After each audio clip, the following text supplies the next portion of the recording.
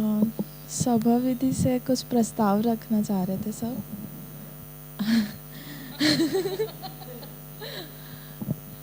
सबका ये मन था कि आज का सेशन मतलब जैसे आखिरी है तो आपकी थोड़ी जर्नी और आपका मतलब एक हमारे लिए क्या मतलब एक मार्गदर्शक जैसा कि हम अध्ययन के लिए कैसा और आगे जीने के लिए कैसे, ये सारी चीज़ें मतलब एक आप अपनी तरफ से रख देते जो हमारे लिए आगे अच्छा हो। तो ये सब चाह रहे थे कि आप इस तरह से वो कर दें एक सेशन।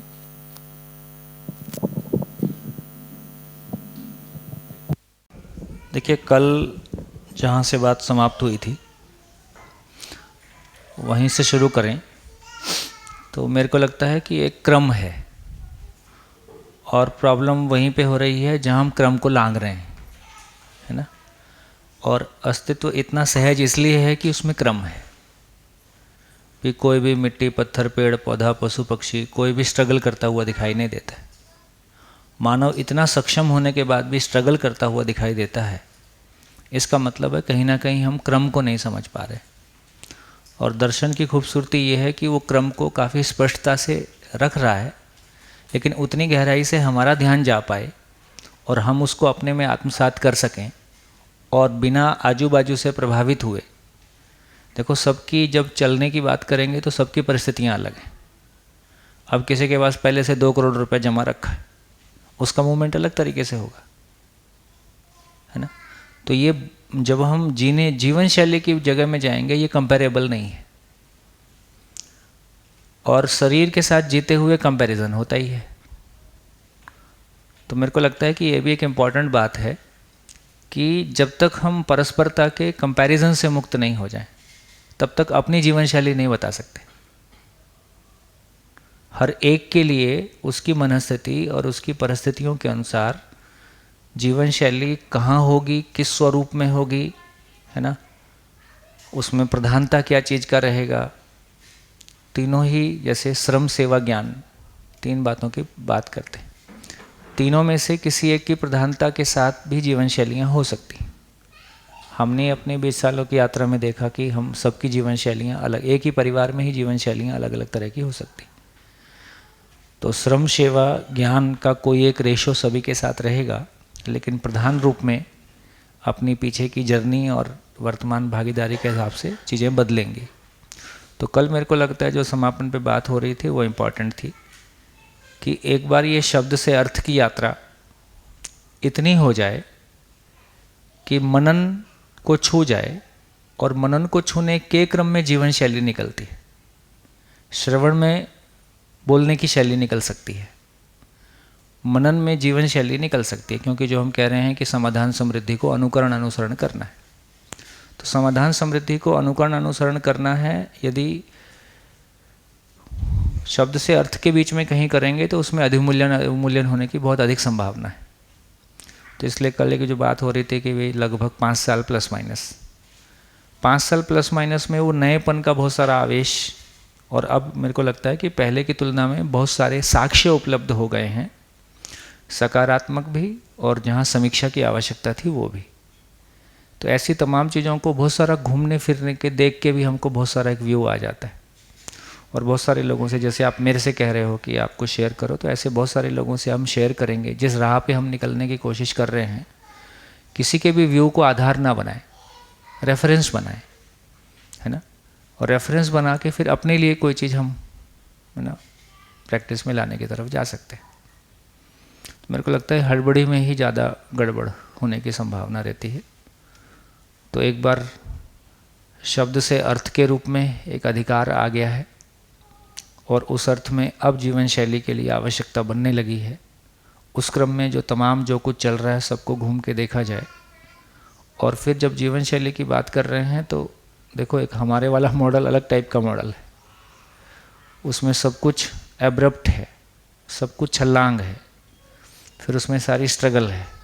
उस तरह की स्ट्रगल है जहाँ सहमतियाँ साथ में नहीं चल रही हैं लेकिन चलना है।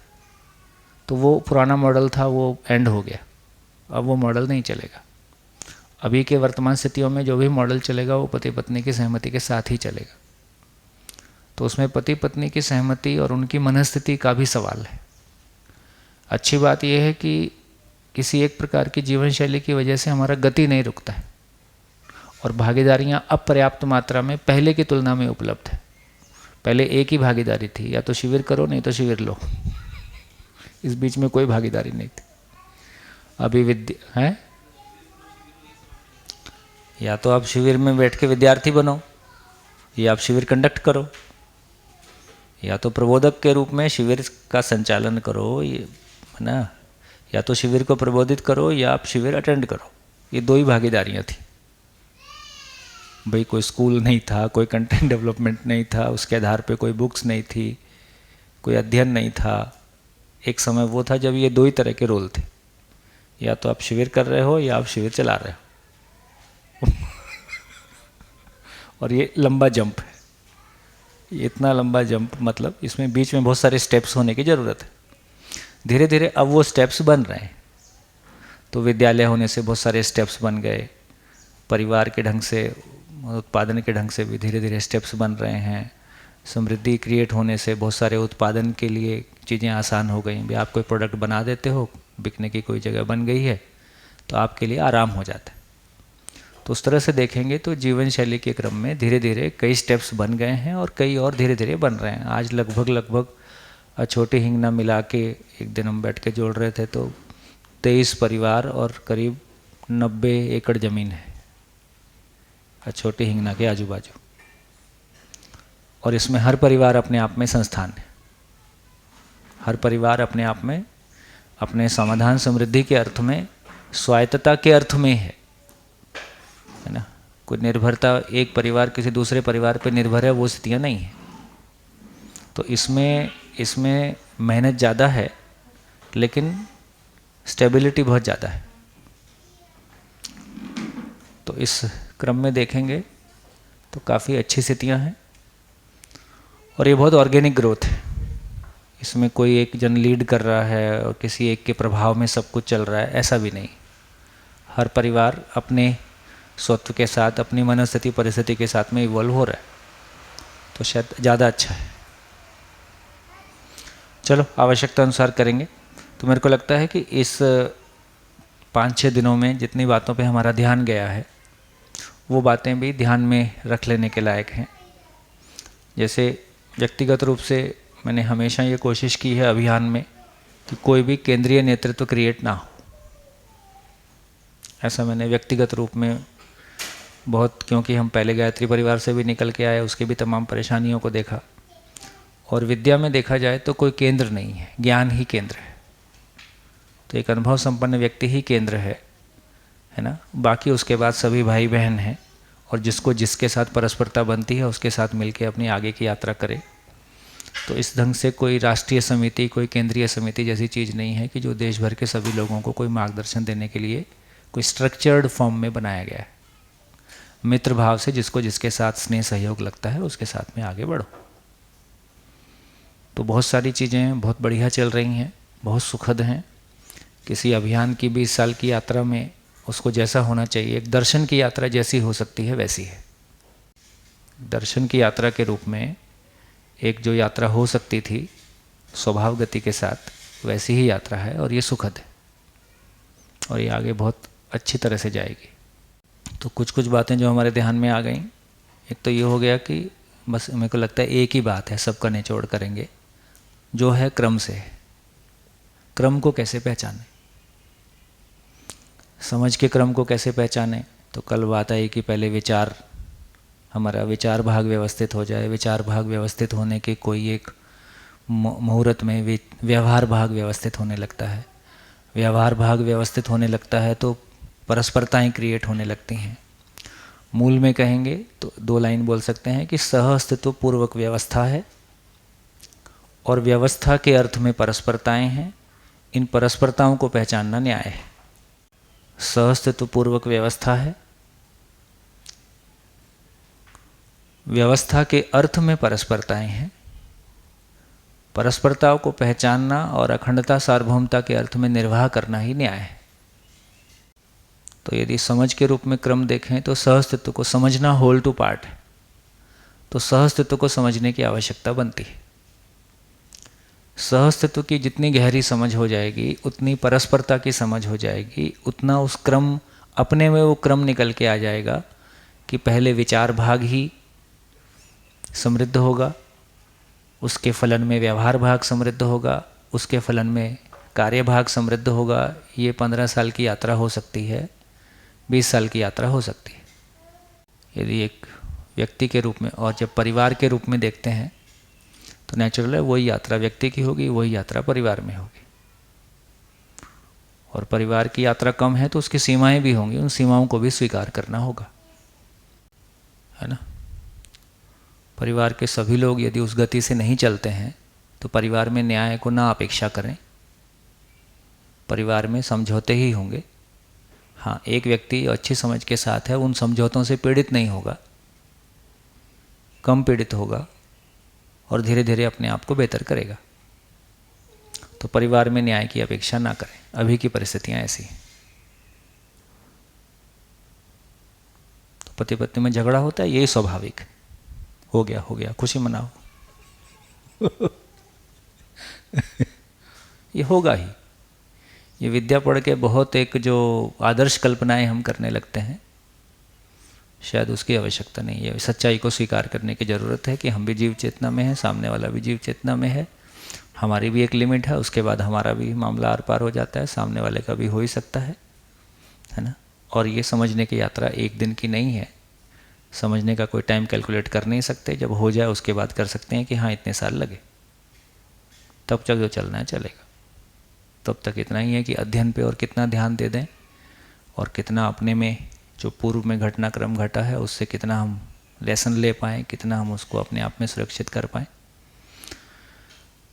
तो सार बात एक ही है कि सहअस्तित्व पूर्वक व्यवस्था है, व्यवस्था के अर्थ में परस्परताएं हैं, परस्परताओं को पहचानना और अखंडता सार्वभौमता के अर्थ में निर्वाह करना न्याय है।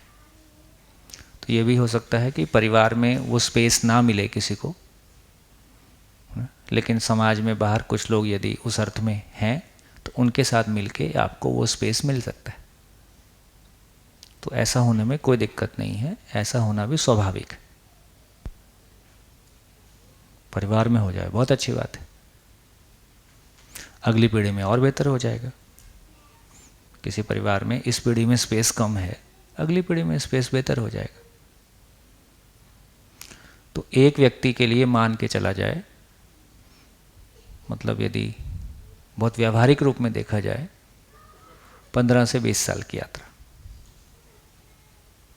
एक जब आम आदमी की बात करें, एवरेज आदमी की बात करते हैं,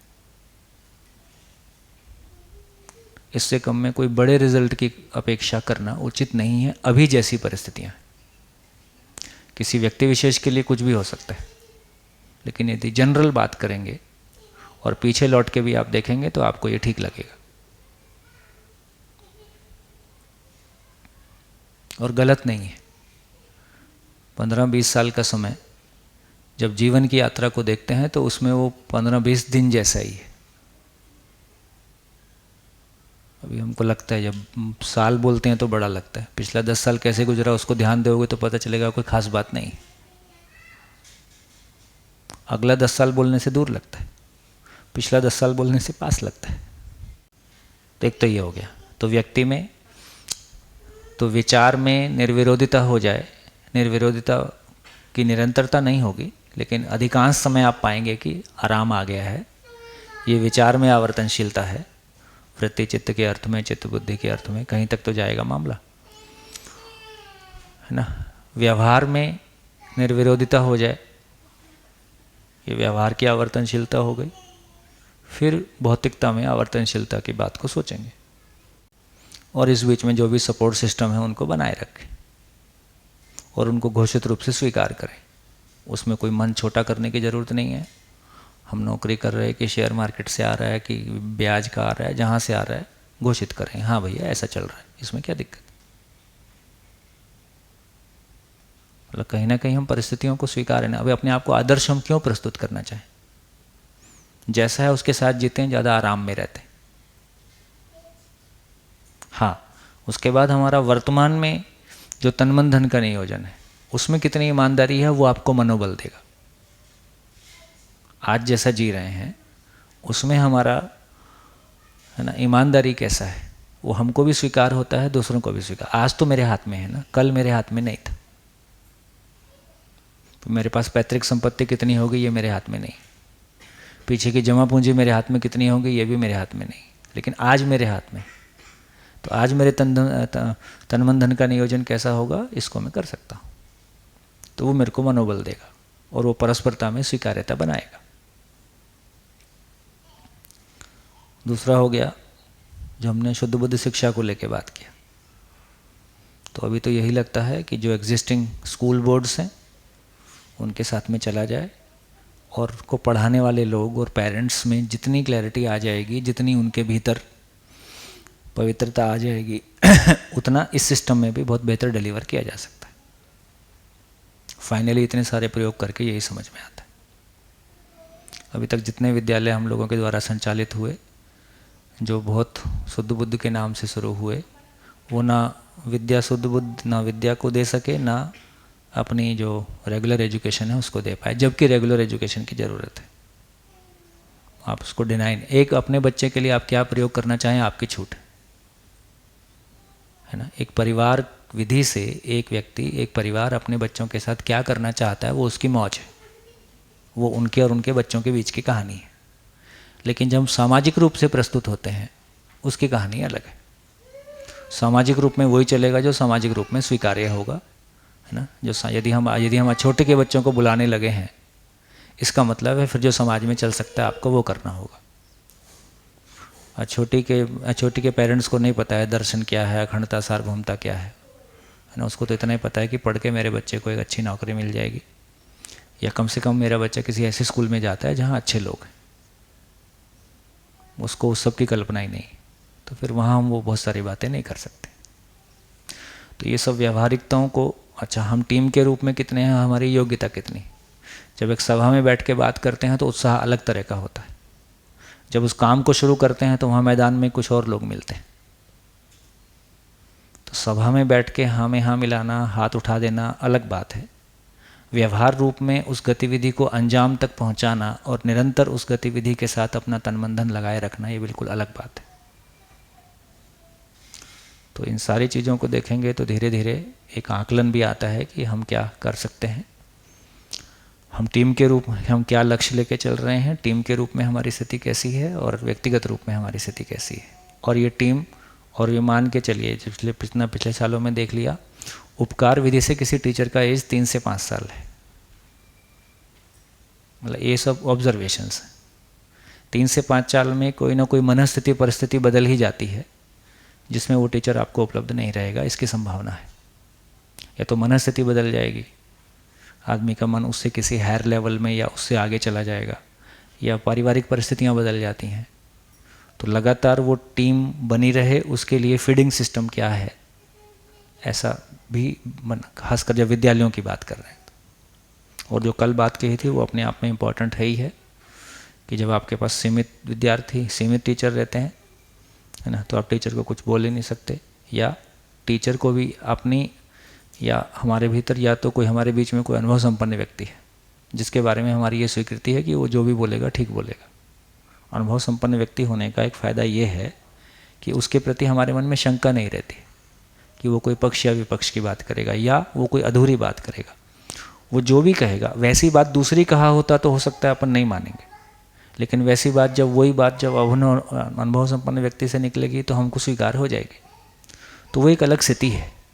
उसके पहले टीम में आत्मीयता ही काम करती है, मित्र भाव ही काम करता है।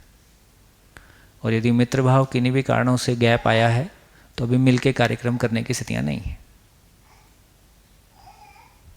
तो ये सारी स्थितियाँ धीरे धीरे हम किसी भी भूमिका में रहते हैं तो सारे ऑब्जर्वेशन हमारे पास आएंगे ही। मूल में एक ही कहानी है, चाहे फिर परिवार मूलक स्वराज्य व्यवस्था की अपन बात कर रहे हैं, कहीं ना कहीं क्रम नहीं पहचान रहे। तो कोई योजनाएं गलत नहीं है, बिल्कुल इस बात की आवश्यकता है ही है कि कहीं पे 100 परिवार बढ़िया से साथ में जीते हुए दिखाई दें, बढ़िया से उत्पादन भी हो, विनिमय भी हो, और तमाम तरह की जो भी बातें हम किताब में कर रहे हैं वो ज़मीन पे उतरी हुई दिखाई दें। लेकिन हो सकता है 10 साल बाद होगी, हो सकता है 15 साल बाद होगी, अभी स्थितियाँ नहीं। तो ये क्रम को पहचानने वाला जो काम है, अपनी जागृति का क्रम, अपने परिवार का क्रम, विद्यालय का क्रम, अभियान का क्रम, ये क्रम को पहचानने पे मेरे को लगता है कि आपस में बातचीत और चर्चा, और परिवारों में भी, और अब पहले से अच्छी स्थितियाँ हैं, अब परिवारों में भी अच्छी स्वीकृतियाँ हैं इस रूप में, महिलाओं में भी अच्छी स्वीकृति हैं कि ये कोई अतिवाद नहीं है, समझ के चलने लायक चीज़ है। ये एक शुभ घटना है। एक शुभ घटना है कि परिवार सम्मिलित रूप से किसी बात को अपनी जागृति के अर्थ में स्वीकारता है। ये अपने आप में बहुत शुभ घटना है। ऐसा धरती पे पहली बार हो रहा है।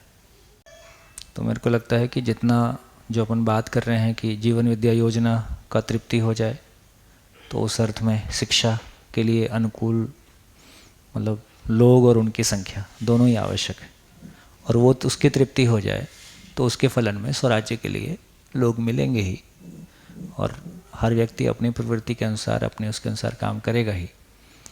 लेकिन उसके पहले करने जाते हैं तो बहुत खींचतान हो जाती है, वो उत्सव गायब हो जाता है। जबकि इन सारे कामों का जो पेट्रोल है वो उत्सव है। पेट्रोल जो उत्सव है वो संबंध की ऊर्जा है। संबंध की ऊर्जा है कि का मतलब है जो साथ मिल के काम करने का मजा है ना। देखो शुरू में नहीं था ना, माँ बोलती थी जा दूध ले आ, तो अपन दोस्त कैसे चल चलेगा क्या, वो चल देता था। उसको कौन सा, उसको क्या फ़र्क, तू दूध ले आए क्या ले आए, दोनों बातें करते चले गए, बातें करते चले आ गए, दूध आ गया। ये जो संबंध का ऊर्जा है इसमें काम बहुत गौण हो जाता है, और जब संबंध की ऊर्जा और लक्ष्य की ऊर्जा नहीं है तो ये काम बहुत भारी पड़ता है, फिर ये काम मजदूरी हो जाता है। तो वो जो एक संतुलन है कि स्वयं की जीवन तृप्ति लक्ष्य के साथ आती है और परस्परता की तृप्ति संबंध के साथ आती है। तो स्वयं में लक्ष्य की तृप्ति, परस्परता में संबंध की तृप्ति के साथ कार्यक्रम ऐसा बनाए रखेंगे तो चीज़ें बहुत आसान होंगी। क्रम ही पहचानने की बात है, बाकी कोई स्पेसिफिक बात होगी तो कर लेंगे। पर मेरे को लगता है कि इतने साल में जो एक ही बात ध्यान में आई है कि क्रम पहचानने की बात है। जैसे मैं मेरी भूमिका को शिविर अध्ययन शिविर से आगे लेके ही नहीं जाता हूँ, उसके आजू बाजू देखता ही नहीं, और इस शरीर यात्रा में देखूंगा भी नहीं, है ना। क्योंकि मेरे को ये स्वीकार हो गया है कि चाहे शिक्षा के लिए आदमी चाहिए, चाहे स्वास्थ्य के लिए चाहिए, चाहे उत्पादन के लिए चाहिए, जब तक वो सॉफ्टवेयर डाउनलोड नहीं होगा तब तक ये आदमी नहीं है। उसके बाद तो क्वालिटी बाद में पता चलेगी, ये तो मिनिमम है ही है। तो मेरी तरफ से स्वीकृत मेरे लिए योजना इतनी ही है कि देश भर में अनेक जगह पे शिविर अध्ययन शिविर के प्रकल्प शुरू हो जाए। बाकी लोग जिनको जो करना होगा अपनी रुचि से करेंगे, हमसे बेहतर लोग मिलेंगे, हमसे अच्छे लोग मिलेंगे। हम तो बहुत सामान्य लोगों में से, हम लोग पहले से भी कोई एक्स्ट्रा ऑर्डिनरी लोगों में से नहीं है, और संसार में एक्स्ट्रा ऑर्डिनरी लोगों की कमी नहीं है। तो हमसे अच्छा ही करेंगे, लेकिन उनके पास सूचना तो पहुंच जाए, तो उनके पास सूचना पहुंचाने की जिम्मेदारी है हमारी। तो इस अर्थ में देश में जितनी जगह संभव होगा उतनी जगह में ये शिविर अध्ययन शिविर का एक माहौल बनना शुरू हो जाए, और इस माहौल में थोड़ी स्थायित्व आ जाए। और किसी जगह में अध्ययन स्थली का मतलब जहाँ 12 पुस्तकों का अध्ययन होता है, दर्शन का केंद्र का मतलब 12 पुस्तक का अध्ययन होता है, ऐसा मेरे मन में स्वीकृत है। अनुभव मूलक अभिव्यक्ति का कोई विकल्प नहीं है, शिविर उसका विकल्प नहीं है, कोई भी प्रबोधित करे। शिविर मात्र एंट्री पॉइंट है। शिविर की मात्र इतनी ही भूमिका है कि दर्शन पे लिखी हुई 12 बुक्स को पढ़ के समझने का कॉन्फिडेंस आ जाए, उसके लिए आदमी का उत्साह, उसके लिए आदमी की योग्यता बन जाए। शिविर की इतनी ही भूमिका है, कोई भी करे, इससे ज़्यादा भूमिका शिविर की नहीं है। तो दर्शन का कोई केंद्र है मतलब वहाँ 12 पुस्तकों का अध्ययन होता है। 12 पुस्तकों का अध्ययन नहीं होता है, वो दर्शन का केंद्र है कि नहीं है, उसको मतलब विचार करना पड़ेगा। या तो अनुभव संपन्न व्यक्ति वहाँ बैठा है तो पुस्तक बैठी है ना भाई। यदि बाबा जी भी रहेंगे, इतना सारा हर एक आदमी थोड़ी बोल सकते हैं, तो पुस्तक का कोई विकल्प नहीं। या तो हर घर में एक अनुभव संपन्न आदमी हो जाए, फिर अलग बात है, फिर हो सके पुस्तकों की उतनी महिमा नहीं रहेगी। हर घर में हो जाए तो रोज़ बात करेंगे, रोज़ 4 घंटे बात कर रहे हैं तो काफ़ी स्पेस है। लेकिन फिर भी आदमी के जो पढ़ने लिखने की हैबिट है और पढ़ने लिखने का जो आदमी का स्किल है, उसको भरने के लिए पुस्तकें एक बढ़िया माध्यम है। आप अकेले में भी बैठ के अपने मन से अपनी स्पीड के साथ चल सकते हो। जब सामने वाला बोलता है तो उसकी स्पीड से चलना होता है। तो इसलिए दर्शन का केंद्र का मतलब है जहाँ 12 बुक्स का अध्ययन होता हो। तो कुछ चीज़ें अपने में स्थिर कर लिया जाए।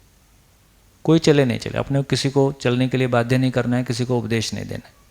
भाई मैं ऐसा मानता हूँ, इसको मैं ऐसा मानता हूँ और मैं ऐसा क्यों मानता हूँ, वो मेरी क्लैरिटी है। तो अपन किसी को ठीक करने का प्रयास नहीं करेंगे, किसी को सुधारने का प्रयास नहीं करेंगे। कोई पूछेगा तो बता देंगे, और जहाँ बोलने का अवसर मिलेगा वहाँ बोल देंगे।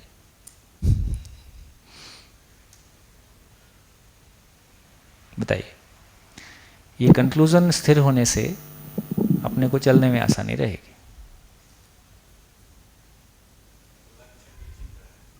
हाँ, बस एक ही बात है, क्रम को पहचान पाए। ये अस्तित्व अपने आप में, भाई ये शरीर जैसा है वैसा है। शरीर में खाना डालने की व्यवस्था यहाँ से है तो यहीं से है ना, मेरा मन इसमें काम नहीं करेगा ना कि नहीं मेरा तो कहीं और से डालूंगा। तो शरीर जैसा है, यदि मैं उसके साथ वैसा ही बिहेव करता हूँ तो अस्तित्व जैसा है वैसा मुझको होना ही होगा, इसमें कोई ऑप्शन नहीं। ऐसा अपने आप को ऐसा अपने आप से बात करना, मतलब जो मैं बात कल कह रहा था कि अपने आप से बात करना भी एक कला है। और जितनी हमारी दर्शन को लेकर क्लैरिटी बनती जाती है, उतनी अपने आप से बात करने का, अपने आप से बात ही सबसे अधिक समय होती है। जब मैं अकेला रहता हूँ तो मैं अपने आप से बात कर रहा हूँ तो मैं किसी दूसरे के बारे सोच रहा हूँ। किसी दूसरे के बारे सोचना बहिर्गमन है। मैं किसी दूसरे के बारे क्यों सोच रहा हूँ, ये भी सोचने की ज़रूरत है। नहीं, काम के बारे में सोचता हूँ तो वो तो मेरे परिवार में समृद्धि की आवश्यकता के अर्थ में सोच रहा हूँ। हाँ, यदि काम के बारे में सोच रहे हो तो काम में क्या क्या मिला दिया है वो आपको ही पता है। काम का मतलब है कि मेरे परिवार की समृद्धि की आवश्यकता है, वो मेरे शरीर की आवश्यकता है। वो मेरी आवश्यकता अभी नहीं है। मेरी आवश्यकता पूर्ति होने की जगह नहीं बन रही है। मेरा शरीर मेरी आवश्यकता के लिए शरीर का बने रहना आवश्यक है। इसलिए शरीर की आवश्यकता, गाड़ी रखी है तो पेट्रोल डालना पड़ेगा, तो मैं पेट्रोल के बारे सोच रहा हूँ। पेट्रोल के बारे सोचना मेरे बारे सोचना नहीं है, ये क्लैरिटी बनी रहे। तो मैं काम के बारे सोच रहा हूँ, वो मेरी ज़िंदगी का एक पार्ट है। लेकिन काम के बारे का मतलब है गाड़ी मेंटेन हो गई, अब जाना कहाँ है ये सोचना अब मेरा काम है। तो दूसरे के बारे में क्यों सोचना? या तो वो जहाँ खड़ा है उसको मैं हेल्प कर सकता हूँ, उसके विकास में सहयोगी हो सकता हूँ, है ना। या फिर मेरे भीतर कोई गैप है, कोई नेगेटिविटी है जिसकी वजह से उसका ख्याल आता है। या तो सकारात्मक है या नकारात्मक। भैया इसमें जब ऐसा विचार करते हैं तो वो जनरली काम के रूप में ही आता है। मतलब अगर परिवार के बारे में अगर काम भी सोचते हैं, जैसे आगे का योजना, तो वो जनरली ऐसा समझ में नहीं आता कि मैं समझ रहा हूँ, ऐसा लगता है कि मैं कोई काम कर रहा हूँ। हाँ, इसका मतलब है अध्ययन और गहरा पकड़ने की ज़रूरत है। अभी खुद को नहीं पकड़े हो। खुद को पकड़े हैं तो तार तार पकड़ में आता है।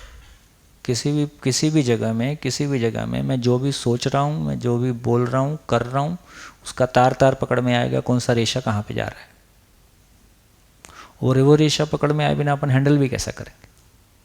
मेरी गाड़ी का मैकेनिक दूसरा हो सकता है, शरीर का इलाज दूसरा कर सकता है, लेकिन मेरा इलाज तो मेरे को ही करना पड़ेगा ना, उसमें कोई ऑप्शन नहीं।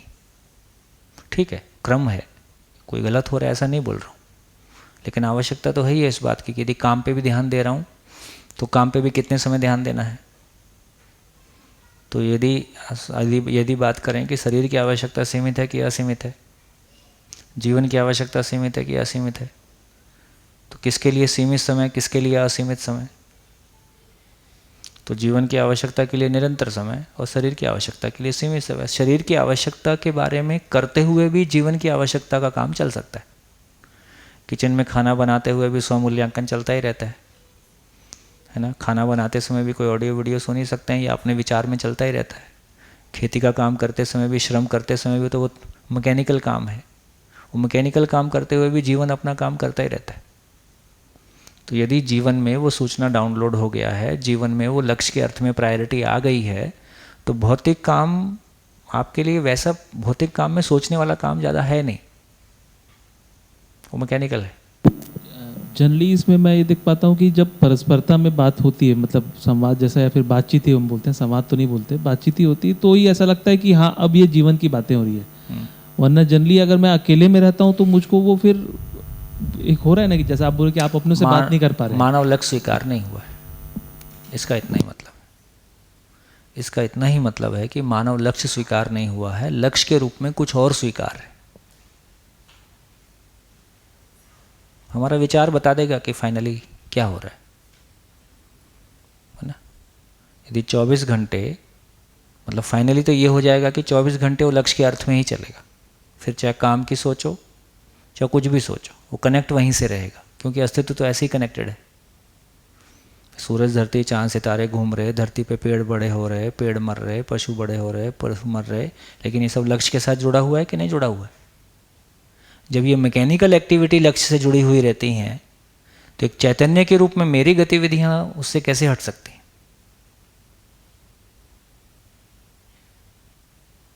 तो अस्तित्व में जो कुछ भी क्रियाएं हैं, चाहे वो यांत्रिक क्रियाएं क्यों ना सही, सभी लक्ष्य के अर्थ में है।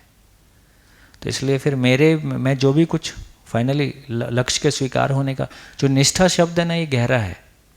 निष्ठा का मतलब निरंतरता से है।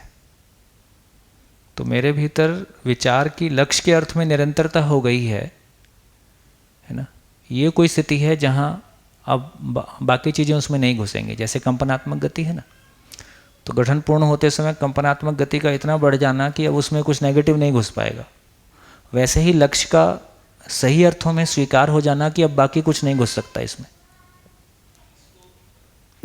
जैसे मैं कुछ भी अगर सोचता हूँ, जैसे मैं गाड़ी से जा रहा हूँ, जैसे मैं नागपुर से रायपुर आता हूँ, तो मैं ये नहीं सोच पाता हूँ कि मैं क्या करने जा रहा हूँ। मेरे को लगता है कि मैं किसी लक्ष्य से ही जुड़ा हूँ, इसीलिए मैं इतना दूर से आ रहा हूँ ट्रैवल करके। तो मैं काम को भी देखता हूँ तो मुझको लगता है वो लक्ष्य से ही जुड़ा हुआ है। पर वो अभी लक्ष्य ऐसा पिक्चर जैसे, क्योंकि सूचना पूरी मिली नहीं है करके वो क्लियर नहीं दिखता, लेकिन हाँ एक आस्था के रूप में कि हाँ ये किसी ना किसी लक्ष्य से जुड़ेगा आगे जाके, इसके रूप में। ठीक है, अच्छी है, बीच में है कहीं, लेकिन क्लियरली दिखना ही चाहिए ना, दिखेगा ही। हाँ जी। अच्छा, वो लक्ष्य के प्रति स्वीकृति निरंतरता में होनी चाहिए? होनी चाहिए नहीं, होती है या नहीं होती है? होती है तो पता चलता है, नहीं होती है तो भी पता चलता है। तो सही गलत उचित अनुचित इन सब का अंदाजा तभी लगता है जब लक्ष्य की स्वीकृति हो। अच्छा, चोटी लक्ष्य है, वो चोटी पकड़ के रखा, फिर नीचे सब कुछ अपने आप सेट होता है। नीचे कुछ भी सेट करने जाओ ऊपर वाला सेट नहीं होता। हाँ वही।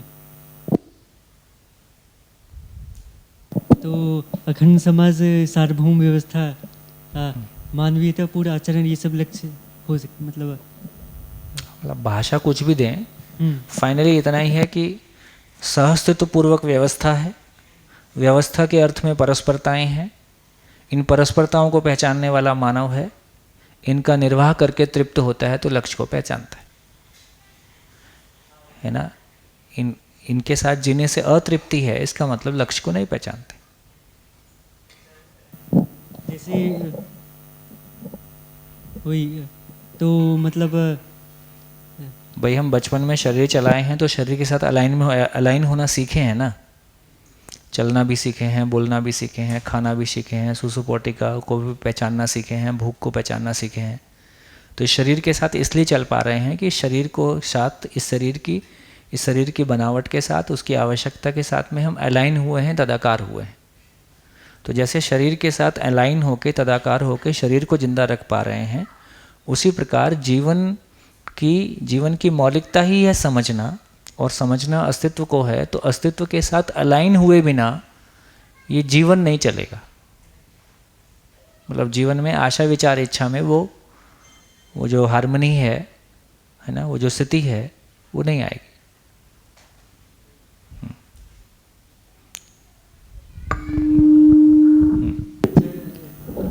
बस एक छोटा सा सवाल ये है ना कि जैसे ई नागराज जी ने अनुसंधान किया था, पर किसी इंसान को अगर अध्ययन के क्रम में अनुभव हो गया तो दोबारा इस बुक को तो लिख ही सकता होगा। हाँ, क्यों नहीं लिखेगा, लिख सकता हो। मतलब ऐसे ही किसी दोबारा इसी बुक को लिखेगा तो क्या लिखेगा, यही लिखेगा। अच्छा, हाँ वही। तुम उससे तो बदल थोड़ी दोगे। हाँ वही। उसको उसके बाद ज़्यादा अप्रिशिएट कर पाएगा कि बहुत अच्छा लिखा। जब मैं पढ़ रहा था तब समझ में नहीं आ रहा था। वही।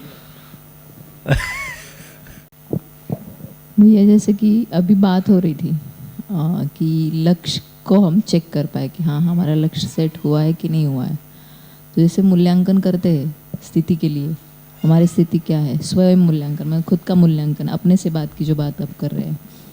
तो ये लक्ष्य को मतलब लक्ष्य मेरा सेट हुआ है कि नहीं हुआ है, इसका चेक पॉइंट क्या होगा? Checkpoint in the sense कि मैं किस, जैसे कि 0 to 1 होता है, उसके बीच जो भी स्टेप्स होंगे, बहुत क्लियरली समझ में आएगा कि आप मतलब ध्यान जाने की ज़्यादा जगह नहीं है, इतनी ही जगह है। यदि ये नहीं सेट हुआ है तो सुख के लिए इंद्रिय सुख की तरफ मन जाएगा, और पहचान के लिए कंपैरिजन में जाएगा, इतना ही मतलब। तो पहचान के लिए कंपैरिजन के अर्थ में अपनी पहचान ढूंढना, और सुखी होने के लिए, लक्ष्य के अर्थ में सुखी होने के लिए इंद्रिय सुख की तरफ जाना। जाना का मतलब इंद्रिय सुख की तरफ जाना कोई गलत नहीं है, ऐसा नहीं बोल रहा हूँ, लेकिन वहाँ से निरंतर सुख की अपेक्षा करना, और फाइनली अतृप्ति के साथ में होना। तो फाइनली जीवन में अतृप्ति होना, विचारों में कन्फ्लिक्ट होना, व्यवहार में झंझट होना, तो जितना भी झंझट है मन वृत्ति के लेवल पे, वृत्ति चित्त के लेवल, सब होता रहेगा। तो सारा झंझट का, हमने पहले भी चर्चा किया था, सारा झंझट का इतना ही मतलब है कि मैं अलाइंड नहीं हूँ। जीवन में कोई भी दुख जिसको हम कह रहे हैं, वो बेसिकली हमको दुख देने के अर्थ में नहीं है। बेसिकली वो इस बात की सूचना है कि मैं प्रॉपरली अलाइंड नहीं, मैं अस्तित्व के साथ में अलाइंड नहीं हूँ, तो उसकी सूचना भर है। तो सूचना को सूचना के रूप में ले पाता हूँ तो अध्ययन की तरफ जाता हूँ, सूचना को सूचना के रूप में नहीं ले पाता हूँ तो सुख दुख की तरफ जाता हूँ। तो धीरे धीरे अपने को ये स्वीकार हो जाता है कि ये मतलब कल्पनाशीलता का तृप्ति बिंदु अनुभव है, का मतलब है कि कल्पनाशीलता किसी अर्थ में पहले से है ना। वो जो अपन बात कह रहे हैं कि माई लाइफ माई रूल्स, ऐसा कुछ नहीं होता। माई रूल्स का इतना ही मतलब है कि सफ़ेद पहनना है कि नीला पहनना है, इतने में आपकी चल सकती। खाना 2 घंटे पहले खाना है कि 2 घंटे बाद में खाना है, इतने में आपकी चल सकती है। बल्कि जहाँ तक शरीर के नियम हैं और जीवन के सुखी होने के नियम हैं, उसमें जो है पहले से, उसको केवल पहचानने का काम है।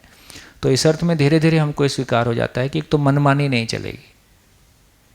तो मनमानी नहीं चलेगी का मतलब है कि अस्तित्व जैसा है उसको वैसा पहचानने की आवश्यकता है, और वही मेरे सुखी होने का दरवाज़ा है। तो मैं सुखी होना चाहता हूँ, उसके लिए अस्तित्व को जैसा है वैसा पहचानने का। तो सुख के साथ मैं आदमी कर वही पाता है जो उसके सुख से जुड़ पाता है। इसलिए ये अपने आप में स्वीकार हो जाना कि समाधान बराबर सुख है ना, ये कनेक्शन ठीक से बैठ जाने के बाद फिर वो अध्ययन के लिए आगे रास्ता बना रहता है। क्योंकि यदि स्वीकार हो गया कि समाधान बराबर सुख है, तो कुल मिला के समझना बराबर सुख है, और तो फिर वो यात्रा उत्तर आगे बढ़ती है। हाँ भैया, अभी कुछ देर पहले बात कर रहे थे तो मेरा ध्यान गया कि जो पहले पढ़े हैं बाध्यता या अनिवार्यता, तो जीवन विद्या में आने के बाद ऐसे लगा कि सारे रास्ते बंद हो गए, बस ये बाध्य हो गए इसको करने के लिए।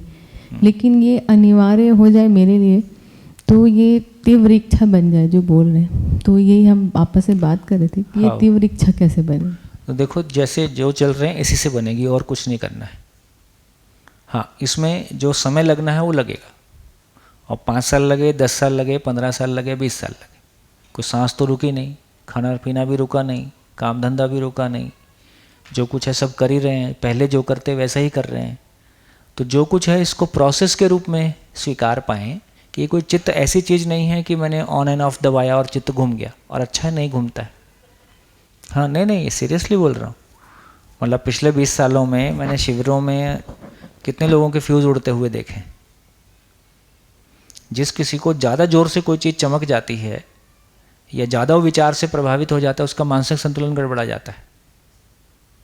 अपने मानसिक संतुलन को जीवन में जो हो रहा है और ब्रेन में जो हो रहा है, दोनों का तालमेल नहीं बैठता है, तो हैंडल नहीं कर पाता है, तो वो एकदम विस्फोटक स्थिति आ जाती है। जीवन और ब्रेन के बीच में कुछ होता है, ऐसा मेरी मान्यता है। जीवन और ब्रेन के बीच में कोई तालमेल गड़बड़ाता है ना, तो जीवन का प्रभाव शरीर पे पड़ता ही है। तो बेसिकली इतने सालों में मैंने कितने सारे केस ऐसे देख लिए, और वो बेसिकली देखने में एक समानता रही, जिनमें महत्वाकांक्षा ज़्यादा है, योग्यता कम है। ये ऐसे उसमें एक समानता दिखाई दी। अति महत्वाकांक्षी होना और उसके अनुकूल योग्यता नहीं होना, जिसकी वजह से फिर आदमी कौन सी पतली गली से गलती करने की तरफ जाएगा या कहाँ असंतुलन आएगा। तो चित्त ना जल्दी से किसी बात को स्वीकार करता है, ना किसी बात को अस्वीकार करता है। ये बहुत अच्छी बात है, नहीं तो रोज़ इतने केस होंगे, उनको संभालना मुश्किल हो जाएगा। तो चित्त बहुत धीरे से करवट लेता है। ये बहुत अच्छी स्थिति है, क्योंकि चित्त का और ब्रेन का जो कनेक्शन है वो एक स्वाभाविक स्थिति में चल सके। यदि उसमें बहुत ज़्यादा चेंजेस आएगा तो वहाँ हैंडल करना मुश्किल होता है। तो इसका मतलब है कि हम जिस राह पे चल रहे हैं ठीक ही राह पे चल रहे हैं। इसमें जो अधिमूल्यन अवमूल्यन है उनके कारण थोड़ा समय कम या ज़्यादा लगता है, पर वो भी एक स्वाभाविक यात्रा है। वो भी हर एक व्यक्ति के साथ में अपने तरीके से होना ही है। जागृति की यात्रा में कोई व्यक्ति अधिमूल्यन ना करे ऐसा हो नहीं सकता, अवमूल्यन ना करे ऐसा हो नहीं सकता है, निर्मूल्यन ना करे ऐसा हो नहीं सकता है। हाँ, कोई ज़्यादा करेगा कोई कम करेगा, ये हो सकता है। तो इस रूप में इसको प्रोसेस के रूप में स्वीकार किया जाए। और अनुभव के लिए तीव्र इच्छा नहीं बन रही है, तीव्र इच्छा नहीं बन रही है, वो धीरे धीरे उस तरफ हम जा रहे हैं। उसको हो सकता है 10 साल लगेगा, 20 साल लगेगा, 30 साल लगेगा, नहीं मालूम। तो रास्ता इतना ही है कि उस वातावरण में हमने अपने आप को बना के रखा हुआ है, और वो मेरा सोचना, मेरा बोलना, मेरा करना उसी अर्थ में है, अनुकरण अनुसरण पूर्वक समाधान समृद्धि के स्वरूप में जीना। और उस वातावरण में अपने आप को बनाए रखने से वो प्रेरणा मुझको मिलती रहती है और मैं उस तरफ गमन कर रहा हूँ, है ना। वो अनुभव नहीं हो रहा है, इसके लिए बहुत पीड़ित हो जाना, परेशान हो जाना, ये भी उसमें बाध्यता हो सकती है। उसके लिए निश्चिंत हो जाना, ये भी उसमें बाध्यता हो सकती है। जब होएगा तब हो जाएगा, ऐसा भी नहीं है। और आज ही क्यों नहीं हो रहा है, शायद ऐसा भी नहीं है। तो एक संतुलन, हर जगह वो एक संतुलन की बात है। हर जगह वो एक संतुलन की है कि मेरा ध्यान भी बना हुआ है, लेकिन उसके लिए मैं आवेशित भी नहीं हूँ और डिप्रेशन में भी नहीं हूँ। सबसे पहले मेरे को ही होगा, ऐसा भी आवेश ना हो, या इतना मैंने साल लगा दिए, इतना मैंने साल लगा दिए। हमारे बीच में ऐसे भी मित्र रहे ही हैं जिन्होंने इतना साल लगा दिए बोल के छोड़ के चले गए। तो वो भी कैलकुलेशन इसमें काम नहीं करता है। जब तक नहीं हुआ तब तक लगे ही रहना है, और कोई ऑप्शन भी तो नहीं है कि और क्या कर डालें। और शायद ये मानव जाति के लिए सबसे तेज रिजल्ट देने वाला ऑप्शन है। इससे तेज ऑप्शन अभी उपलब्ध नहीं है। आइए, है? नहीं, पहुंचना नहीं चाहिए, वैसा होता ही है। ये जो चित्त में पूर्वाभ्यास पूर्वाग्रह है, इसके चलते या तो पूर्वाभ्यास पूर्वाग्रह पकड़ के चलता है, जिसके चलते धीरे धीरे होता है। यदि पात्रता है तो फिर वो क्विक मिलने से भी संभाल ही लेगा। ऐसा भी हो सकता है कि एक शिविर में आदमी सीधा बोध को पा जाए, यदि पात्रता है तो। लेकिन उसकी पात्रता है तब ना पा जाए, पात्रता है तो संभाल लेगा। सच्चाई को संभालना भी एक काम है। जीवन शरीर अलग अलग है, ये बोलने में अच्छा लगता है। जब वो अलग अलग दिखाई देता है तो सांस अलग तरह से अटकती है। तो उस एक्सपीरियंस को अपने आप में संभाल पाना और उससे प्रभावित ना होना, उसमें भयभीत ना होना, वो भी एक स्थिति है। पात्रता के पहले वो स्थिति आ जाएगी तो अपन भयभीत होकर पहले भाग जाते हैं, कहाँ देख पाते। मैं सांस कौन लेता है? सांस तो शरीर लेता है, मैं उसका दृष्टा हूँ। और जब जीवन के रूप में फीलिंग आ गई तो वहाँ सांस है नहीं। सांस नहीं है तो ऐसे हाथ पैर कांप जाते हैं कि सांस बंद हो गई, मैं मर गया क्या? ये घटेगा। अब उसको फेस करने की अपनी तैयारी नहीं है। इसी का नाम पात्रता है। पात्रता का मतलब है सच्चाई हमको दिखाई देगी तो उस समय जो स्थिति बनेगी उसको हम फेस कर पाएं, ये पात्रता है। भैया जैसे आपने बोला कि चित्त उसको ग्रहण करता है, तो जैसे कि अभी हम जैसे पढ़ भी रहे हैं कि शरीर मन के द्वारा संचालित होता है। भ्रमित स्थिति में तो एकदम साफ साफ दिखता है कि मन के द्वारा ही संचालित हो रहा है, और जब हम विश्लेषण वाला कोई भी पाठ करते हैं तो वो मन के लिए कर रहे होते हैं, शरीर उसमें कोई योगदान जैसा नहीं दिखता। तो चित्त भी अगर उसको डायरेक्ट कैसे ब्रेन के थ्रू लेगा? मन के लिए कहाँ कर रहे हैं, शरीर के लिए कर रहे होते हैं। हाँ, मतलब क्योंकि मन अभी मतलब जो मन है वो शरीर के लिए लगा हुआ है। हाँ, तो मन शरीर से प्रभावित है, बिना मन के पता चले ऐसा मैकेनिज्म ही नहीं। मन ही वृत्ति तक पहुंचेगा, वृत्ति ही चित्त को पहुंचेगा। मन डायरेक्टली चित्त को पहुंचे ऐसा मैकेनिज्म ही नहीं है। तो मुझे वो क्रम की पहचान, अभी जैसे मैं देखूं कि पठन पहले, फिर ऐसा उसके आधार पर, फिर मनन, फिर उसके आधार पर, ऐसा एक क्रम मुझे दिख रहा है। ऐसा ही है, इसमें कोई बाईपास नहीं है। लेकिन वो भी स्थिर तब होगा जब मुझे लक्ष्य स्पष्टता से दिख रहा है कि नहीं, मेरा लक्ष्य के ये है। अर्थ में ही पठन है, लक्ष्य के अर्थ में ही श्रवण है, लक्ष्य के अर्थ में ही मनन है, लक्ष्य के अर्थ में ही प्रतीति है, लक्ष्य के अर्थ में ही सब कुछ लक्ष्य के अर्थ में ही है। कभी मैं लक्ष्य को अच्छा लगने के रूप में पहचान रहा हूँ, कभी मैं शब्दों से पहचान रहा हूँ, कभी मैं तर्क से पहचान रहा हूँ, कभी मैं उसको जीने के स्वरूप में पहचान रहा हूँ, कभी मैं उसको वास्तविकता के स्वरूप में पहचान रहा हूँ, कभी मैं उसको अनुभूति के रूप में पहचान। लक्ष्य ही है। हाँ, उसमें जो प्रॉब्लम है वो करने के रूप में आ रही है। समझने में तो कुछ बाईपास हो नहीं सकता, आप जाओगे वैसे ही। हाँ, आप उसको कितना क्लियरली पहचान रहे हो, अनुमान क्षमता कैसे काम कर रही है, ये एक बात है। वो जो करने वाले पार्ट में जाता है, चाहे कार्यक्रम अभियान के रूप में क्रम है, या मेरे व्यक्ति के रूप में मेरी भूमिकाओं का क्रम है, या मेरे परिवार को सजाने का क्रम है, इसमें प्रॉब्लम की बात आती है ना। और मेरा ये कहना है कि देखो, अभी जिस दौर से हम गुजर रहे हैं, इसमें कोई 100% हार्मनी की अपेक्षा आप नहीं कर सकते। आप इतना ही चल सकते हो कि परेशानियां आएंगी, स्थितियां बनेंगी, लेकिन वो आपको जांचने के लिए, आपकी मनस्थिति को जांचने के लिए अवसर होगा, और उस क्रम में धीरे धीरे और बेहतर स्थितियां बनेंगी। और जितना रिजल्ट आ रहा है, मैं आपसे फिर से कहना चाहता हूं कि लगभग इतने पिछले सारे सालों में देख के ये समझ में आया कि ये जो मनस्थिति का स्मूथ होना है, ये जो मनस्थिति में आराम होना है, ये जो अपने भीतर किसी के साथ कंपैरिजन नहीं होना है, किसी के साथ द्वेष नहीं होना है ना, ये जो अपने में अपनी यात्रा को अपने में संभाल लेना है, अपनी यात्रा के अर्थ में फिर सबके साथ उस कनेक्शन को देखना है, ये जो स्टेट ऑफ माइंड में स्टेबिलिटी है, ये कोई गजब की चीज़ है। और यही एक्चुअल कमाई है। बाकी रहने के लिए अपना घर, किराए का घर कुछ ना कुछ सभी के पास होता ही है। हर आदमी रात को जाके किसी छाया में सोता ही है। हर आदमी दिन में कुछ खा पी के जिंदा रहता ही है। जो सारा हमारा सुख दुख है वो हमारी मनस्थिति के साथ है। खेल सारा मनस्थिति का है। और कोई फर्क नहीं पड़ता कि आपके पास 10,000 करोड़ है, और कोई फर्क नहीं पड़ता कि आप 170 रुपये रोज़ में अभी जो खेत में लोग काम कर रहे हैं उनको 170 रुपये 80 रुपये रोज यहाँ पे मिल रही थी। मैं देखता हूँ हमारे यहाँ वो रहता है 170-80 रुपये में एक वो परिवार, माँ जितना अपने बच्चों को जितना समय और जितना अच्छे से केयर कर पाती है, हो सकता है उतना अच्छे से हमारे घरों में नहीं होता।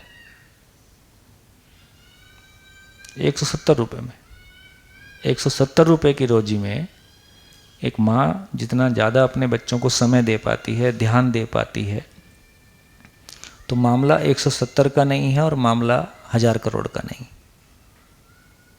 मामला केवल खेल सारा हमारी मनस्थिति का है। हाँ, मैं ऐसा नहीं बोल रहा हूँ कि हाँ भाई हम गरीबी में जी लें और हम अनुपयोगी होकर जी लें, है ना। हमारी उपयोगिता का विस्तार तो होगा ही, जीवन की क्षमता का विस्तार होगा। तो इसलिए एक ही मतलब हुआ कि ये अच्छी बात है कि हमने 6 महीना निकाल लिया। 6 महीना निकालने से दर्शन का बर्ड व्यू आ जाता है।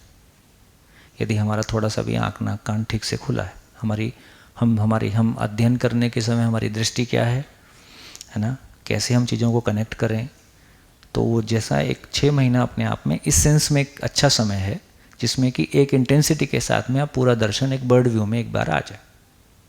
उसके बाद 6 महीने के बाद सही अर्थ में पता चलता है कि अध्ययन क्या होता है।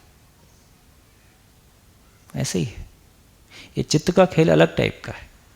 अभी तक हम इसके साथ हमारा आमना सामना हुआ नहीं है। अभी वर्तमान पूरी जीवन शैली में हमारा आमना सामना मन और विचार के साथ में होता है। जो चित्त के लिए चित्त के साथ आमना सामना होने की जगह ज्ञान ही है। और अब तक ज्ञान का मतलब समाधि वाला भाग था, उधर हमारा कोई अभ्यास भी नहीं, शायद हम लोग गए भी नहीं हैं। लेकिन दर्शन के माध्यम से चित्त से जूझने का या चित्त के साथ पार पाने की, तो ज्ञान को पहचानने वाली चीज़ चित्त है। तो भौतिक रासायनिक वस्तु के साथ तदाकार होने वाली योग्यता मन के पास है, ज्ञान के साथ तदाकार होने वाली योग्यता चित्त के पास है। तो चित्त एक लेवल तक किसी भी लोभ मोह काम मोह इस सब में प्रतिक्रिया में है, या परेशान है, या आसक्त है, ऐसा मन ज्ञान को नहीं पहचान सकता। इसलिए एक वातावरण का महिमा, इसलिए एक चित्त शुद्धि का महिमा, अपने में इस बात की स्वीकार्यता कि समाधान ही सुख होता है। जितना इस बात का स्वीकार्यता अपने में आ जाता है कि समाधान ही सुख है, उतना कंपैरिजन से मुक्ति अपने आप हो जाती है। क्योंकि आखिर आप जो भी कुछ कर रहे थे सुखी हो। मानव जो कुछ भी करता है सुख की तलाश में करता है।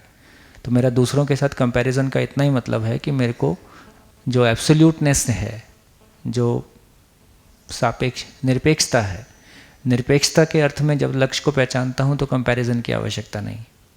जब निरपेक्षता को नहीं पहचानता हूँ तो सापेक्षता में पहचानना मेरी मजबूरी है, क्योंकि फिर अपने आप को पहचानने का मतलब किसी से ज़्यादा हूँ या किसी से कम हूँ।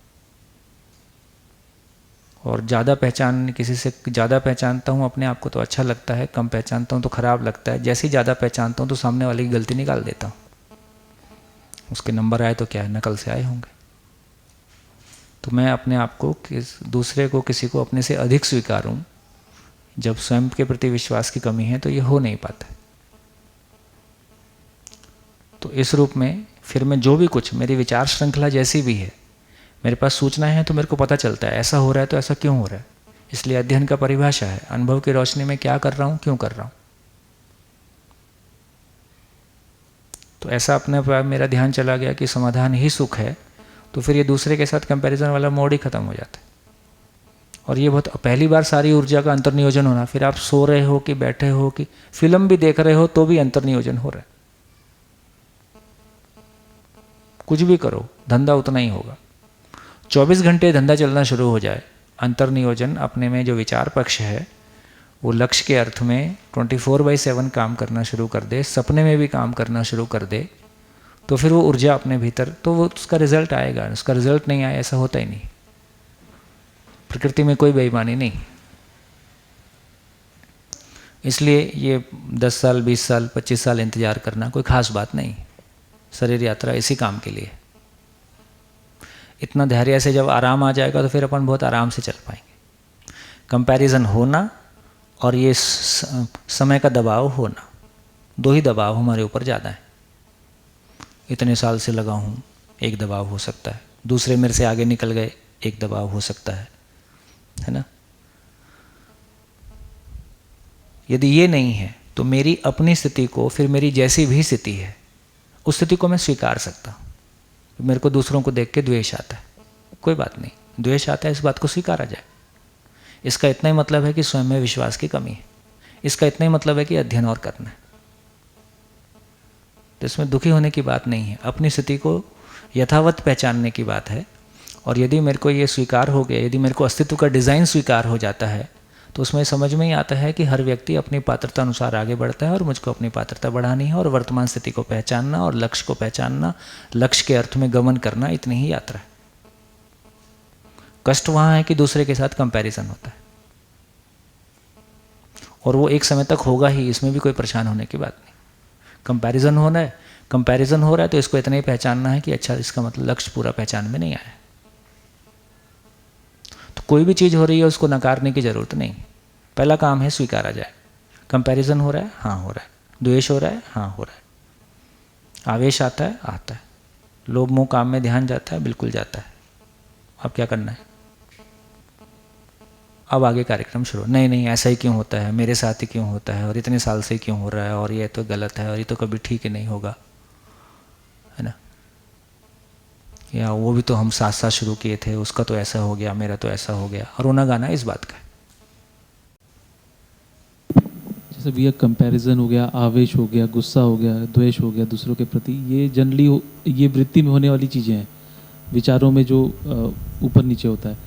और इसका समाधान एक ही रूप में दिखता है कि जब ऊर्जा का अंतर्नियोजन नहीं हो रहा है, जो ऊर्जा का अंतर्नियोजन नहीं हो रहा है वो रिवर्स मार रही है, बैकफायर है।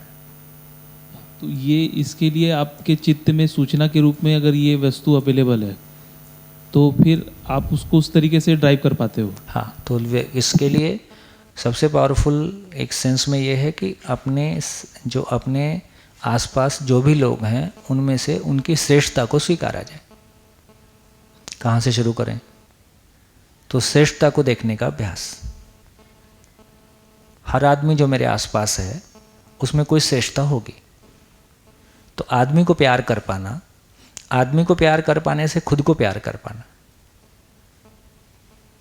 नेगेटिव पहलू को देखना, जब दूसरे के नेगेटिव पहलू को देखेंगे तो अपना भी नेगेटिव पहलू दिखाई देगा, या अपना नेगेटिव पहलू दिखता है तो दूसरे का भी नेगेटिव दिखता है। ये दोनों साथ साथ ही है। अपना पॉजिटिव पहलू देखना शुरू करते हैं, फिर दूसरे का भी पॉजिटिव दिखने लगता है, दूसरे का पॉजिटिव देखते हैं तो अपना भी पॉजिटिव दिखने लगता है। तो श्रेष्ठता की स्वीकृति, श्रेष्ठता की स्वीकृति, स्वयं में श्रेष्ठ होने की स्वीकृति, और जो अपने पास आसपास श्रेष्ठता उपलब्ध है उसकी स्वीकृति। वो चाहे अपने बच्चे में दिखाई देगा कि अपने मित्र में, उसमें आयु का कोई लेन देन नहीं। उसमें कोई व्यक्ति ज्ञान के अर्थ में ही हमसे श्रेष्ठ होगा ऐसा भी नहीं है। डे टू डे कोई व्यक्ति का श्रम के प्रति बहुत सम्मान है, कोई व्यक्ति में अपने आप में ईमानदारी का कोई गुण है, कोई व्यक्ति के पास बहुत पैसा है फिर भी उसका बेईमानी करने का प्रवृत्ति, कोई व्यक्ति के पास बहुत कम पैसा है, सामान्य स्थितियाँ चल रही हैं, उसके बाद भी ईमानदारी के प्रति उसकी निष्ठा है। ऐसे तमाम तरह के गुण आपको एक दूसरे में ध्यान जाएगा तो मिलेंगे। तो आदमी के भीतर उसकी खूबसूरती का, उसकी श्रेष्ठता का हम अप्रिशिएट कर पाएँ, उससे अपने को खुशी मिलती है। फिर वो अभ्यास बन जाता है। एक पॉइंट के बाद एक समय तक कोई चीज़ को ये सारी अनुकरण अनुसरण की महिमा क्या है? अनुकरण अनुसरण की महिमा ये है कि वो अभ्यास बन जाता है, आदत बन जाता है। जैसे जीवन विद्या के संपर्क में आके क्या है, हमारी भाषा का अभ्यास हमको बन ही जाता है, हमारी भाषा तो बदल ही जाती है।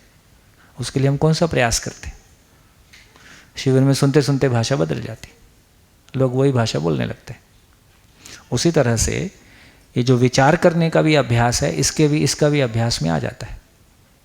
उसे ऐसी वातावरण में रह के, ऐसे लोगों को देखते हुए, उनके क्रियाकलापों को देखते हुए, उनके, है ना, तो जो भी कोई व्यक्ति किसी भी अर्थ में कोई ना कोई जगह में वो अपने आप को लगाए हुए है, उसके प्रयासों को अप्रिशिएट कर पाना। रिजल्ट नहीं आया तो क्या हुआ?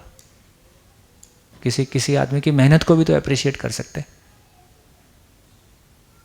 निष्ठा को भी तो अप्रिशिएट कर सकते हैं।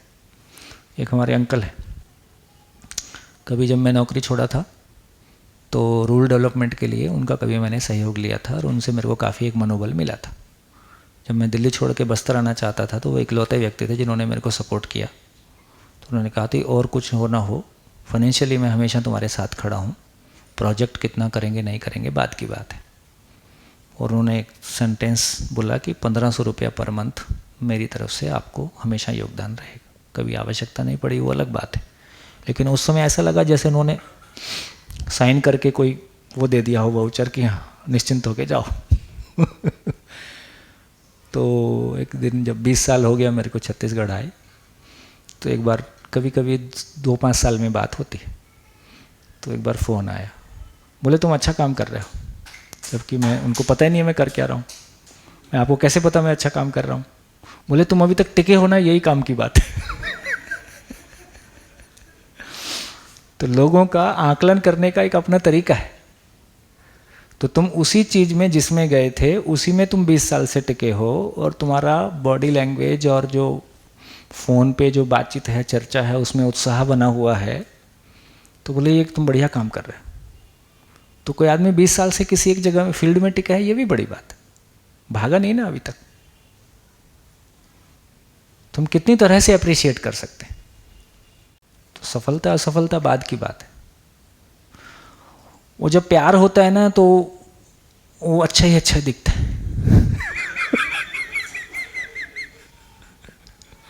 जो जिससे प्यार करता है उसको कहाँ उसका कुछ खराब दिखाई देता है, कुछ ना कुछ वो अच्छा ढूंढ ही लेता है। तो सवाल प्यार होने का है। तो सवाल अपने आप से प्यार होने का है। अपने से प्यार होता है। अपने से प्यार होने का इतना ही मतलब है कि अपनी ज़िंदगी में उन असीम संभावनाओं के प्रति आश्वस्त रहना। अपने से प्यार होने का इतना ही मतलब है कि अपनी ज़िंदगी में उन असीम संभावनाओं के लिए आश्वस्त रहना कि कुछ अच्छा होने ही वाला है, कुछ अच्छा होगा ही, कुछ अच्छा हुआ ही है और बहुत अच्छा होगा। उसमें समय की सीमा नहीं। ठीक है, कभी कभी उतार चढ़ाव आ सकते हैं मानसिक रूप में, है ना। हर समय उत्साह उतना ही रहेगा ऐसा ज़रूरी नहीं है, लेकिन उसके बावजूद भी वो कहीं कॉर्नर पे दूर जलती हुई लाइट दिखाई देती रहती।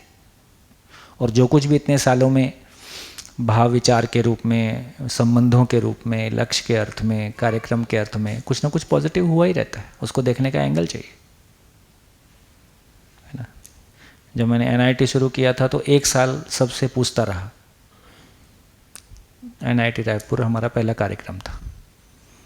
तो 1 साल सबसे पूछता रहा, इसको शुरू करें, ठीक रहेगा नहीं रहेगा, तो एक भी तरफ से पॉजिटिव विचार नहीं आया, इसमें कुछ नहीं निकलेगा, है ना। उनका अपना कहना गलत नहीं था, कहने का जो एंगल था उसमें ठीक ही था।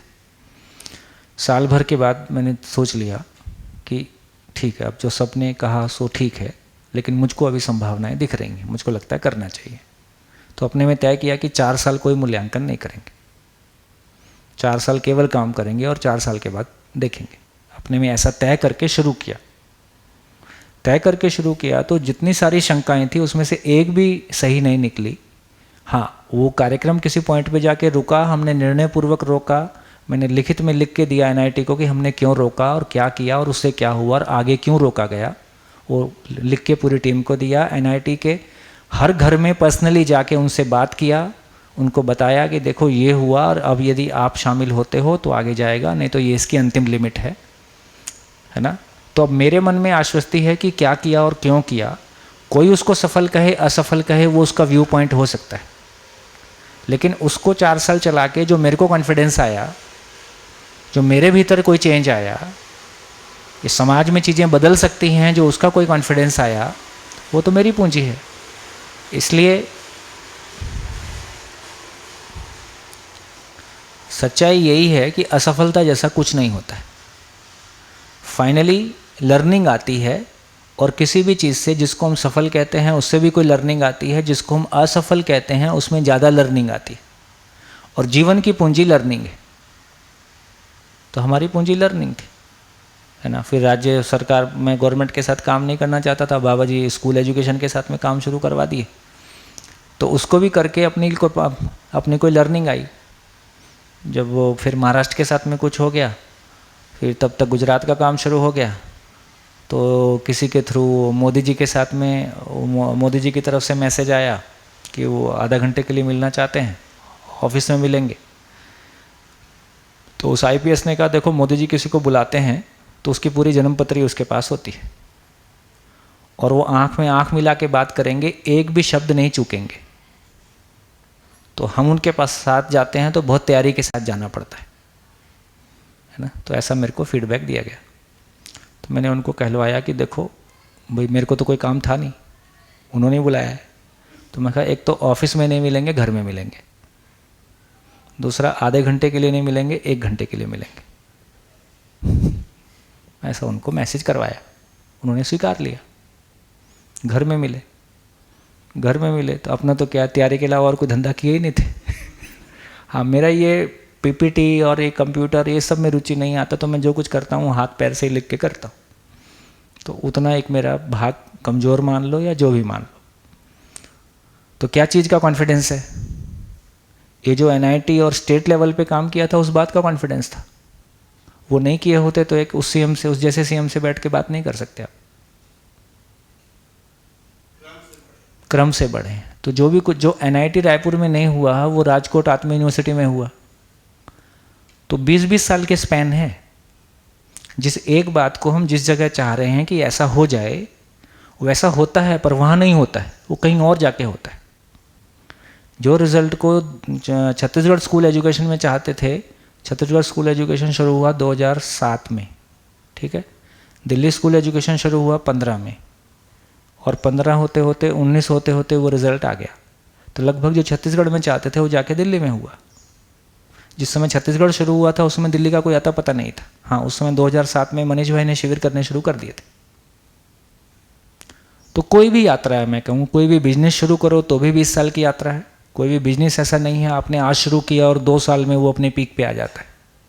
तो जिंदगी तो उससे लंबी यात्रा है। तो कोई भी काम करो लाइफ टाइम मामला है।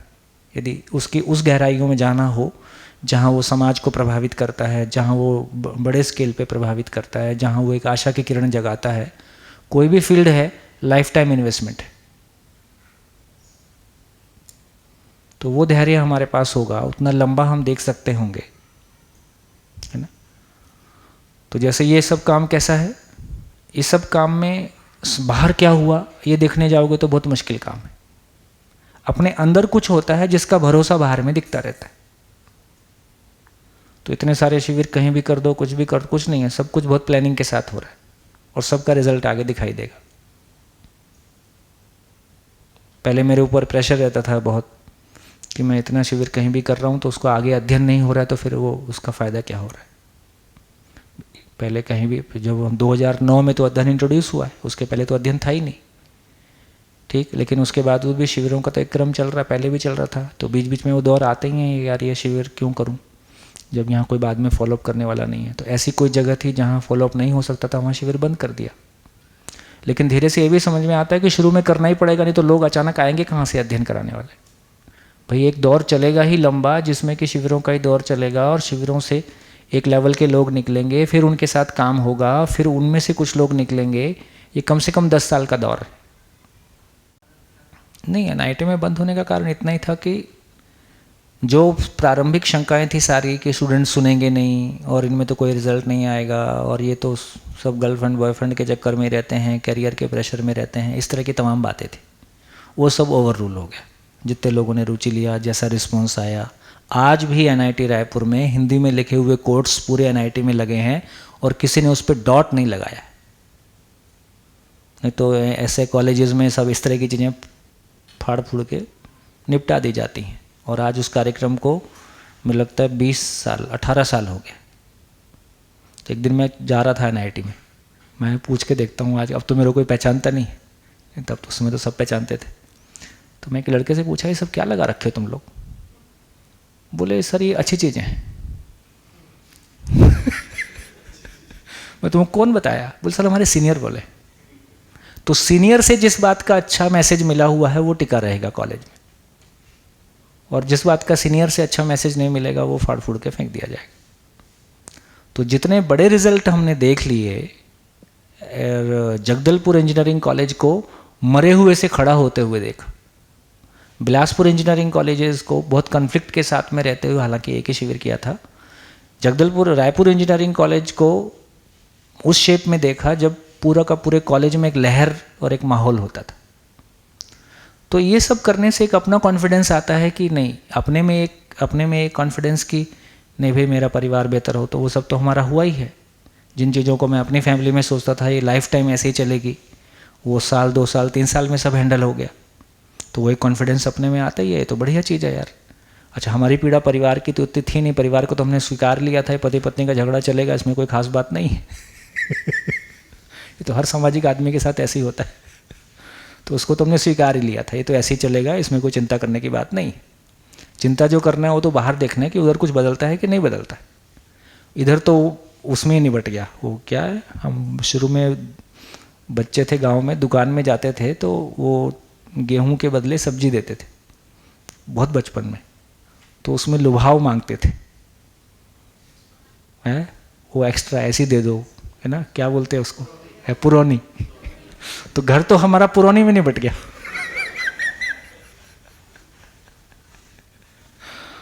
हमारा फोकस घर था ही नहीं, घर के लिए वैसा चिंता कभी नहीं किए थे। घर को तो मान ही रखे थे, ये सब तो चलेगा, ये तो घर घर की कहानी है। जो काम होना है वो तो यदि समाज बदलता है तो कोई काम की बात, तो कोई भी बात यदि समाज बदलती है तो काम की बात है, नहीं तो बेकार बात है। तो घर तो पुरौनी में निपट गया। लेकिन ये सब जिनके साथ ये मानते थे कि इनके साथ रिजल्ट नहीं आएगा, उन बच्चों के साथ जिस तरह के रिजल्ट आए, रायपुर इंजीनियरिंग कॉलेज में हथियारों की स्मगलिंग करने वाले, व्यापारियों का फंसा पैसा निकालने वाले, ड्रग्स की करने वाले, इन्हें गजब का चेंज आया इन लोगों में। अच्छा अच्छा, तो इससे एक अपना कॉन्फिडेंस बढ़ा, इससे एक अपने में एक कॉन्फिडेंस आया कि नहीं ये बात तो काम कर रही। फिर स्टेट लेवल पे जो कुछ किया उससे जो कुछ आया, तो कुल मिला के अब ये मतलब सार बात इतनी है कि इस बात का, किसी बात का अपने में जिंदा होने के लिए कोई अपने को वो चाहिए ना, किसी बात में अपना तन मन धन लगाना है तो उसके लिए अपने को कोई आश्वासन चाहिए। वो जो आश्वासन है वो अपने में भी चेंज आया, अपने परिवार में भी चेंज आया, समाज भी बदलता है, उससे अपने को खुशी भी मिलती है, तो इससे ज़्यादा और क्या चाहिए। लेकिन एक दौर था जब इस बात को पढ़ने से ऐसा लगता था कि एकदम नीरस बात है, इसमें कोई रस ही नहीं है। तो इस बाबा जी ने कुछ तो भी इसमें ना ऐसा लिखा है, इसमें रस पैदा नहीं। अभी बाकी में कीर्तन भजन गायन मंडली कुछ तो होता है। मन लगाने का भी तो कोई जुगाड़ चाहिए। अच्छा, उस समय बाबा जी थे और ये किताब कोई थी नहीं, मतलब एक ही किताब थी, तो उस समय बहुत नीरस भी लगता था, लोग भी उतने नहीं थे, तो कभी कभी वो मतलब किंतु परंतु वाला भाव आता था।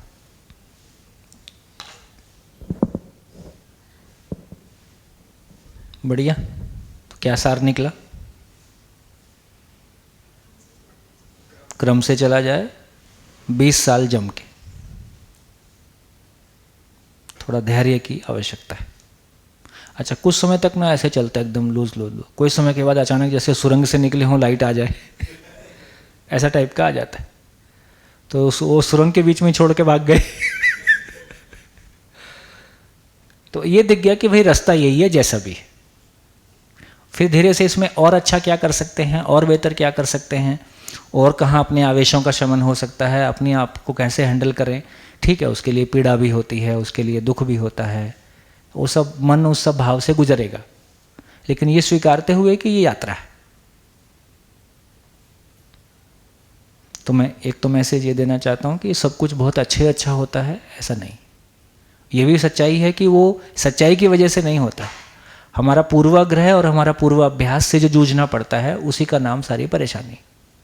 सत्य सरल है, सहज है, बिल्कुल सहज रूप में स्वीकार होने के लायक है, और यदि बचपन से मिलेगा, ये कोई भी श्रम इतने इस लेवल का नहीं रहेगा। हमारा सारा श्रम वही है जो अब तक की कमाई है, उसी को नलीफाई करने में श्रम लगता है। और बोलिए। जो क्रम है वो किसी लक्ष्य के लिए ही होगा, तो जैसे कि किसी लक्ष्य के लिए नहीं, मानव लक्ष्य के लिए। मानव लक्ष्य के लिए। तो जैसे एक बात हो रही थी कि जागृति को लक्ष्य बनाए कि जागृति के अर्थ में मानव लक्ष्य को प्राथमिक रूप में दी। वो कान किधर से भी पकड़ो, उससे कोई बहुत फर्क नहीं पड़ रहा है। देखो, मैंने पहले भी कहा कि जो लोग एक तरह से कुछ लोगों की जर्नी अभी यदि देखें तो 4 तरह की जर्नी को देख सकते हैं। एक तरह की जर्नी भोग वाली जर्नी है, मानसिकता केवल भोग की है, मतलब प्रधान रूप से भोग की है। एक कुछ लोग संवेदनशीलता से परिवार की जर्नी के रूप में है, अपने परिवार में ठीक चले, अपने परिवार का ख्याल रखना, है ना। कुछ लोगों की सामाजिक जर्नी है, और कुछ लोगों की जो है तात्विक जर्नी है। ये 4 कॉम्बिनेशन में देख सकते हैं अभी की जो वैरायटी है। जितने भी धर्म संप्रदाय से लोग आते हैं वो सब संवेदनशीलता में आ सकते हैं या सामाजिकता में आ सकते हैं।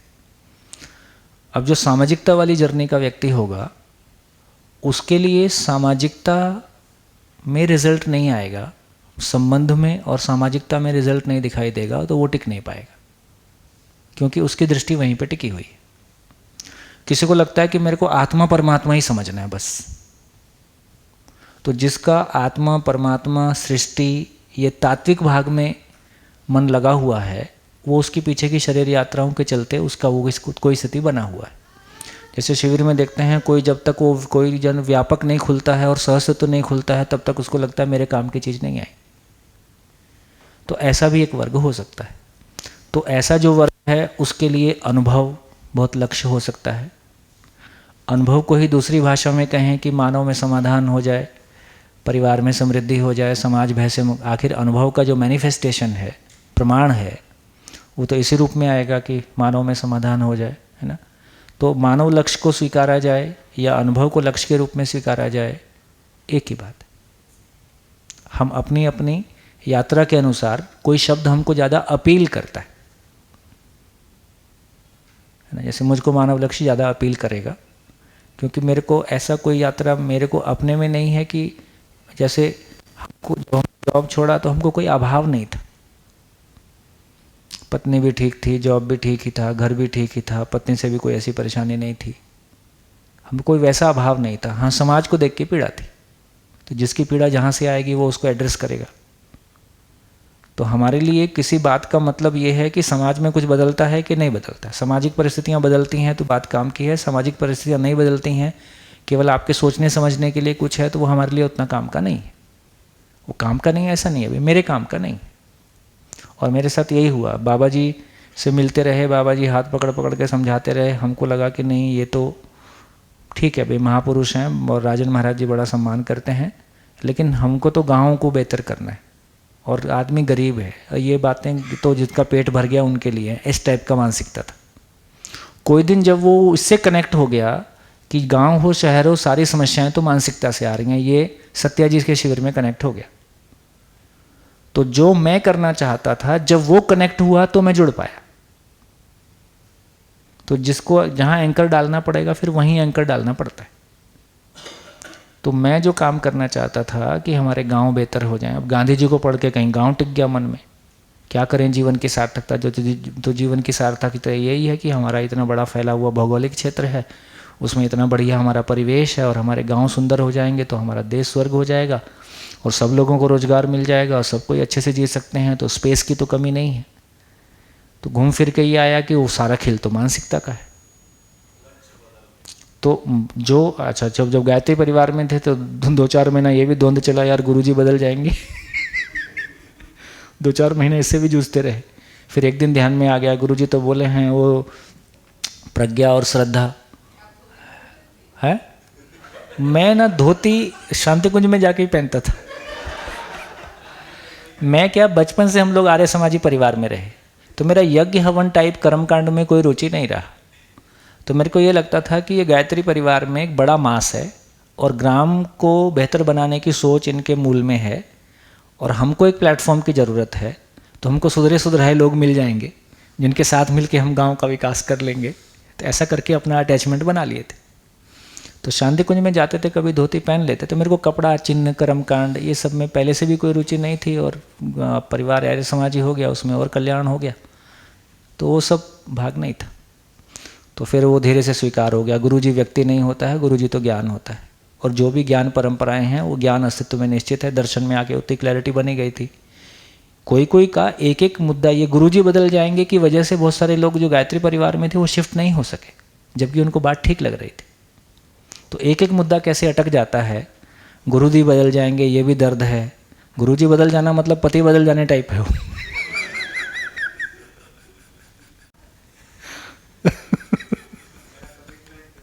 नहीं, कमिटमेंट है भाई, आदमी ईमानदारी का कोई कमिटमेंट होता है।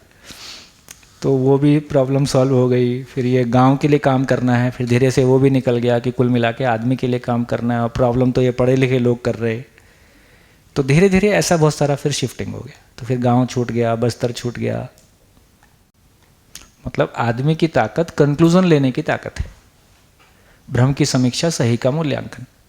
तो ये सांसारिक रूप में सफलता असफलता देखने का संसार का मापदंड एकदम अलग है। संसार का मापदंड ये है कि आपको हजारों लोग जानने लगे हैं और आपको कुछ और हो गया है। लेकिन जीवन की सफलता देखोगे तो जीवन की सफलता का मतलब है कि वहाँ असफलता नाम की कोई चीज़ होती ही नहीं है यदि आप ज्ञान के पैड पे चल रहे हो। ज्ञान की रोशनी में तमाम असफलताएं ज़्यादा बड़ी सफलता देती हैं, ज़्यादा जिंदगी की जर्नी को तय करवाती हैं, ज़्यादा यात्रा को तय करवाती है सफलताओं की तुलना में, जिसको हम सांसारिक रूप में सफलता मानते हैं। इसलिए यहाँ असफलता जैसा कोई कॉलम होता ही नहीं। जीवन में सफलता ही सफलता होती। मतलब बाधाएं भी सारी, इस बाधाओं का इतना ही मतलब है कि मेरा पूर्वाग्रह और मेरा पूर्वाभ्यास ही मेरी बाधाएं हैं। मेरे अंदर का पूर्वाग्रह और पूर्वाभ्यास का प्रतिबिंबन ही बाहर घटनाओं के रूप में दिखाई देता है। तो जिसका जैसा संस्कार है उसके वो सॉफ्टवेयर है, उसके अनुसार हार्डवेयर बाहर क्रिएट हो जाता है। जैसे ही वो संस्कार खत्म होता है वो पिक्चर एकदम खत्म हो जाती है। जैसे पर्दे रहते हैं ना स्टेज पे, एक पर्दा आगे होता है, उसके आगे कुछ लोग करते हैं, तब तक पीछे वाले पर्दे के पीछे कुछ लोग तैयार होते रहते हैं, तीसरे पर्दे के पीछे कुछ लोग तैयार होते रहते हैं। तो 4 स्टेज में रहता है। तो जैसे ही वो संस्कार खत्म हुआ एक पर्दा बिल्कुल साफ हो जाता है, पता चलता है वो घटनाक्रम कहाँ खत्म हो गया। और आपको भी जब पीछे लौट के देखते हो जिंदगी में तो आपको लगता है पता नहीं मेरे साथ हुआ था किसी और के साथ हुआ था।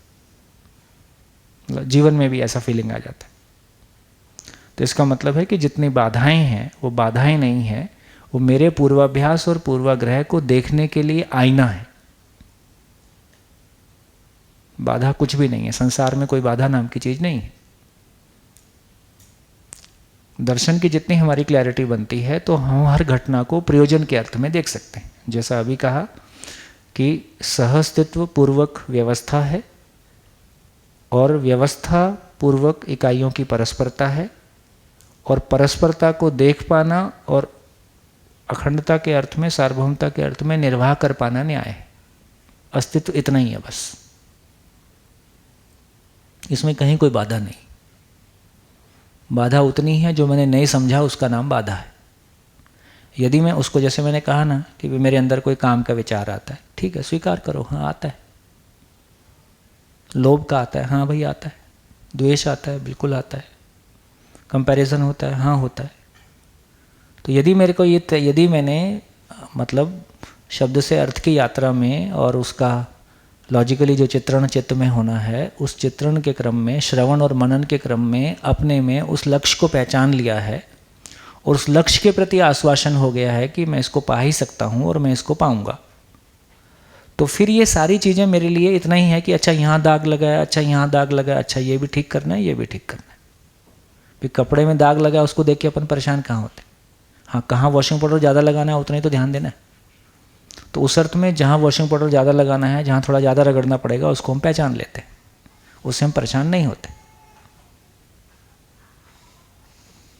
तो यदि मैं अपनी यात्रा को जागृति की यात्रा के अर्थ में पहचानता हूँ, है ना, उस अर्थ में यदि पहचानता हूँ, तो फिर जो कुछ भी है उसको स्वीकारने में अपने, और स्वीकारने से आधा आराम आ जाता है। प्रॉब्लम किसी प्रॉब्लम की वजह से नहीं है, प्रॉब्लम उसको ना स्वीकारने की वजह से।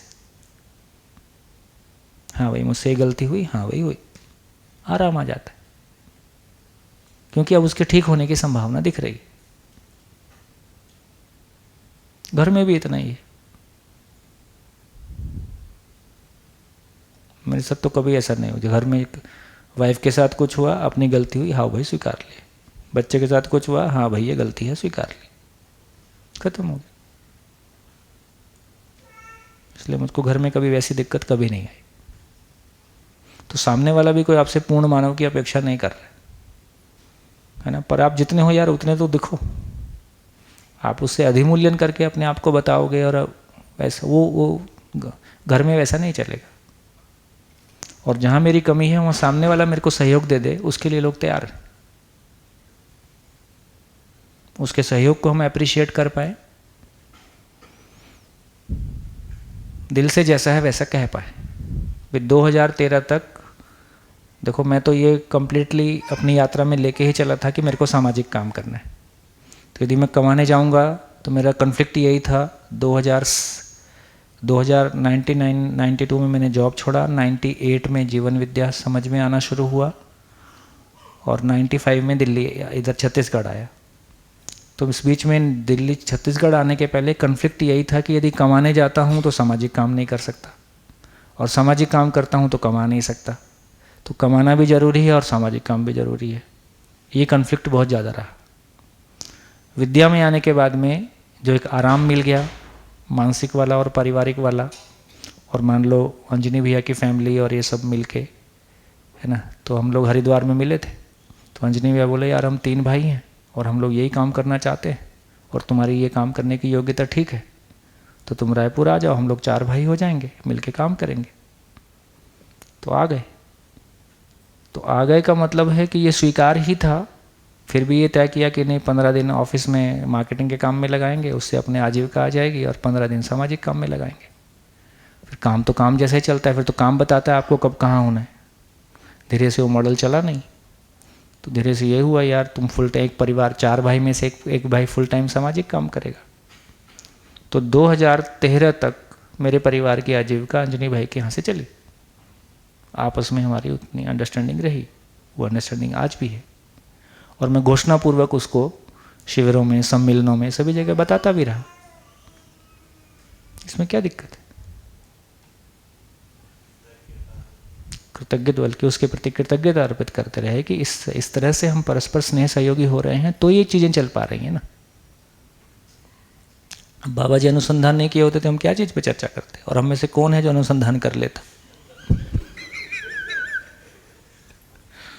तो भैया ये जो एक मैकेनिज्म है ना कि अस्तित्व सहअस्तित्व है, इसका मतलब ही है कि पूरकता विधि से जीने का कोई डिज़ाइन बनेगा।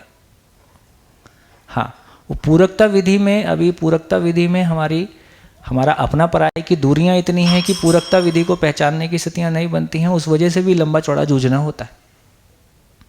मुझको ये स्वीकार था, मेरी पत्नी को स्वीकार नहीं था। मुझको सामाजिक रूप से सहयोग लेके, है ना, और दर्शन मिल गया तो उसमें मिल गया, ये तो पुरस्कार विधि में आता है। भैया स्वधन से उत्पादन करके जीना बहुत आसान है, पुरस्कार विधि से जीना और मुश्किल काम है, ये आसान थोड़ी है। तो मेरे को उस बात में मेरे को इतना था कि लक्ष्य पूरा हो, बाकी सब चलेगा। तुम सम्मान करो, अपमान करो, संसार से मेरे को कोई मतलब नहीं है। तुम मेरे को सम्मान की निगाह से देखो, अपमान की निगाह से देखो, मेरे को लक्ष्य पूरा होना। जब मैं दिल्ली से चला था तो ये इस पॉइंट पे भी तैयारी करके चला था, यदि पत्नी को भी साथ नहीं देना होगा तो वो भी चलेगा, काम तो यही करना है। इस मानसिक तैयारी के साथ में घर से निकले थे। तो मैं कहना चाहता हूँ कि जब अपना संकल्प होता है, अपनी कोई चीज़ के लिए इतनी आर पार निष्ठा होती है, तो शायद प्रकृति में कोई अपने तरह का योग संयोग भी बनता है। लोग भी हमारी परस्परता में उस निष्ठा को पहचानते हैं, उस चीज़ को पहचानते हैं। कुछ नहीं, संसार में जो भी कुछ होता है केवल संकल्प से होता है। चाहे वो बिजनेसमैन का संकल्प है, चाहे वो राक्षस मानव का संकल्प है ना, हो रहा है संकल्प से ही। संकल्प की कोई बड़ी ताकत है। जितना भी भौतिक क्रियाकलाप है, मतलब संकल्प बल से कोई इच्छा काम करती है। जब भ्रमी संसार में कहेंगे तो वो इच्छा के लेवल पे ही, जब उसको चाहे इच्छा बंधन बोलें, जागृति में उसको संकल्प बोलें। तो जिस भी चीज़ में जीवन आर पार लग गया, जिस भी क्षेत्र में, वहाँ रिजल्ट आएगा ही। रिजल्ट ना आए ऐसी कोई स्थिति नहीं है। हाँ, टाइम की बात नहीं। अभी जिस तरह के सामाजिक परिवर्तनों की बात अपन कर रहे हैं, ये लाइफ टाइम प्रोग्राम है। हो सकता है एक शरीर यात्रा में केवल बेस ही बनेगा, हो सकता है अगली शरीर यात्राओं में रिजल्ट आएगा। मतलब ऐसा भी मानने में कोई बुराई नहीं, क्योंकि जब अपने ही शरीर यात्रा को देखते हैं तो हमको समझ में आता है कि 20-30 साल में, 10-20 साल में कोई परिवर्तन होते हुए दिखाई देते, जबकि हम ईमानदारी से, मतलब जैसी हमारी स्थिति है उससे लगे। यदि समाज में परिवर्तन की बात करेंगे तो समाज में कोई इतनी आर पार की निष्ठा नहीं होती, तो उसको मान के ही चलना पड़ेगा कि पूरा लाइफ टाइम मामला है। तो फिर 50 साल की योजना। हम जब गंभीरता से किसी बात को, इस तरह की किसी बात को करेंगे तो 50 साल का धैर्य। जो हम बीज बो के जाएंगे उसका पोषण अगली पीढ़ी करेगी। फिर रिजल्ट ना आए ऐसा होता ही नहीं है। रिजल्ट ना आने का मतलब है कि हम 5 साल की विंडो में सब देखना चाहते हैं। तो रिजल्ट नहीं आया ऐसा नहीं है, वो 5 साल की विंडो में नहीं आ रहा है, हो सकता है 25 साल की विंडो में आ रहा है।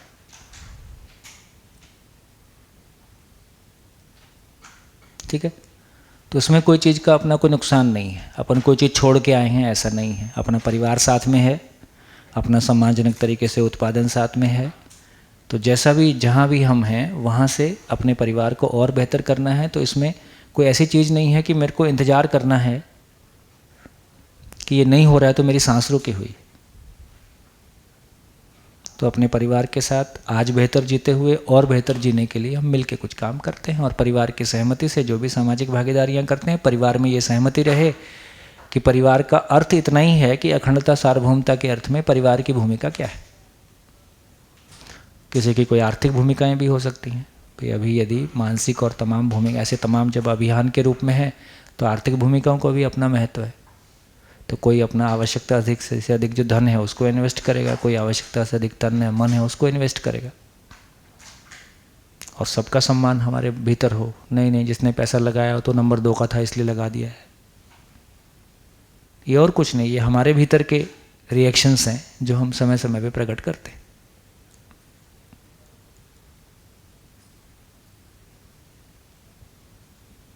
बढ़िया। तो सार क्या निकला?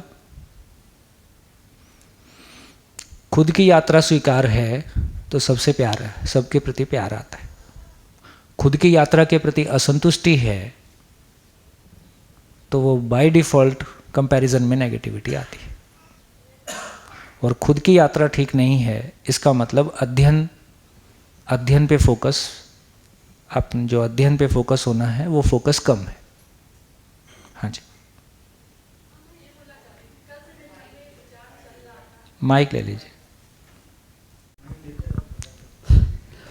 कि इस शरीर यात्रा के लिए मुझे अभी जो ये दर्शन का वो मिला है, इसको समझने के लिए ही हो जाए, वो ही मेरे लिए बहुत है।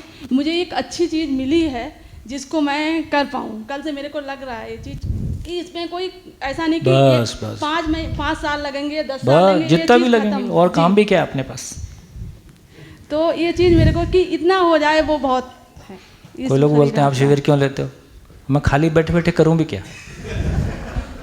मेरे पास कोई काम ही नहीं बचा। भाई लोग घूमने के लिए सिंगापुर चले जाते हैं, हम लोग 7 दिन का शिविर लगा लेते हैं। तो देखो, जब आप लोग बोलते हो तो उससे हमारी आशा और बढ़ती है, क्योंकि एक समय में जब हमने दर्शन पढ़ना शुरू किया था तब हमको लगता था यार हम तो पढ़ लेंगे, फिर भी ये गृहिणियाँ तो बिल्कुल नहीं पढ़ पाएंगी, ये महिलाएं तो नहीं चल पाएंगी, है ना। कोई कोई चले वो अलग बात है, लेकिन जब हम कोई बात सभी के लिए करते हैं कि सभी मानव सुखी होना चाहते हैं तो सभी को अध्ययन करना होगा, तो सभी तो अध्ययन नहीं करेंगी। अब जब आप सबको देखते हैं तो ये विश्वास होता है कि नहीं यार, जीवन सब में वही होता है। हमारी मान्यता है कि ये पढ़ा लिखा कम है, हमारी मान्यता है कि ये ऐसा है, उम्र इतनी हो गई है, वो जीवन कब करवट ले लेगा नहीं मालूम। नहीं, अभी मैं ये समझ पाई थी कि एक तो क्या होता है कि हम खाली समय होता है, उसके लिए हमें एक काम मिल गया है, ऐसा मेरे को समझ में आया है कि मैं अगर अकेली भी होंगी तो मेरे साथ दर्शन है, मैं उसके क्रम में चल पाऊंगी और समझने का क्रम मेरे साथ चलता रहेगा। बस ये समझ में आ पाया है। इतना ही। ये स्टेटमेंट मोस्ट कॉमन स्टेटमेंट है, ये स्टेटमेंट तो सभी दे सकते हैं ना, इसमें कोई विशेषता की बात नहीं। तो ये जो विश्वास पैदा होता है कि मानवता करवट ले सकती है। जिस दिन बाबा जी ने मेरे से ये कहा था कि देखो इस धरती पे तमाम लोगों ने साधनाएं की हैं, और वो श्रेष्ठ जीवन यदि उनको ये भरोसा होता है कि ज्ञान को आचरण पूर्वक प्रमाणित किया जा सकता है, तो वो जीवन इस धरती पे शरीर चलाएंगे और इस धरती का उद्धार करेंगे। तो अपने भीतर एक भाव आया कि यार हम जैसे भी छोटे लोग हैं, सामान्य लोग हैं, पर हम एक ऐसा वातावरण बना ही सकते हैं जिससे कि उन श्रेष्ठ जीवन को देख के ये भरोसा हो जाए। तो कितना बड़ा सौभाग्य और कितना बड़ा अवसर हमको मिला है। किसी कंपनी में एक छोटी सी जॉब की तलाश करते थे, कभी 500 का जंप मिल जाए उसको मानते थे, एक प्रमोशन मिल जाए उसको उपलब्धि मानते थे। आज हमको एक धरती की किस्मत बदल सके, एक धरती मृत्यु लोक से जागृति लोक कहला सके, इस धरती की किस्मत बदलने के लिए एक नींव का पत्थर बनने का अवसर मिला है। इससे बड़ा सौभाग्य और क्या हो सकता है। तो वो लाइन उस दिन के बाद से आज तक हमेशा एक मनोबल को बढ़ाती है। इस राह में अपना मनोबल बनाए रखना, अपना उत्साह बनाए रखना, ये एक बड़ा काम है, क्योंकि उतार चढ़ाव, सभी तरह की घटनाएं, परिस्थितियां, घटनाक्रम, ये सब दौर किसी भी राह में चलेंगे, आएगा ही। चाहे आप पारिवारिक ज़िंदगी जीते हो, चाहे आप बिजनेस लाइफ जीते हो, चाहे आप जब इस ज़िंदगी की बात करते हैं तो इसमें सब कुछ शामिल ही है। लेकिन उसमें कोई चीज़ें हैं जो टेका हमको लगाए रखती। आज जो आदरणीय बाबा जी के साथ रहने का, एक इतने बड़े व्यक्तित्व को देखने का, है ना, उनकी बातें, जिस तरह की बात वो जितनी सरलता से करते थे, उनको सुनने का, जो बातें हमारे लिए बहुत ऐसा लगता था कि दूर की हैं, वो कैसे बिल्कुल एकदम हल्के से करके निकल जाते थे। तो उसको देख के तो हमारे ऊपर ये ऋण है ना, कि हम अगली पीढ़ी को कम से कम वो एहसास, उस उतने बड़े व्यक्तित्व का एहसास तो नहीं करा सकते, लेकिन कोई बातें हमारी ज़िंदगी से या आदरणीय बाबा जी के साथ जो घटी घटनाएं हैं उनके साथ, उन संदर्भों को जोड़ के हम एक ऐसा वातावरण बना सकें जिसमें कि हर एक को ये मन कर जाए कि ये जीने लायक बात है और ये सरल बात है। इसमें कोई त्याग तपस्या जैसा कुछ नहीं है, ये हर एक के लायक बात है और हर परिवार के लिए, हर परिवार के, है ना, खुशी मनाने की बात है। इसमें किसी तरह का कोई आदर्शवाद, किसी तरह का कोई बहुत झंझट, ऐसा इसमें कुछ भी नहीं। तो ये बात अब धीरे धीरे दिखने लगी। अभी हम पहले ये भी मानते थे यार बूढ़े लोग आएंगे तो क्या करेंगे। अब मैं वैसा नहीं सोच रहा हूँ। मैं वैसा सोच रहा हूँ यार अगली शरीर यात्रा की एक बच्चे की तैयारी हो रही। अभी उस शिविर में जब 25-25 लोग एक फैमिली से आ रहे हैं, उसमें सारी 50 के ऊपर। अच्छा, 50 के ऊपर वाले आजकल खाली हो गए, करें भी क्या। तो ये 50 के ऊपर अब जब शिविरों में आ रहे हैं तो मैं ये देख रहा हूँ कि भाई अगली शरीर यात्रा की तैयारी हो रही।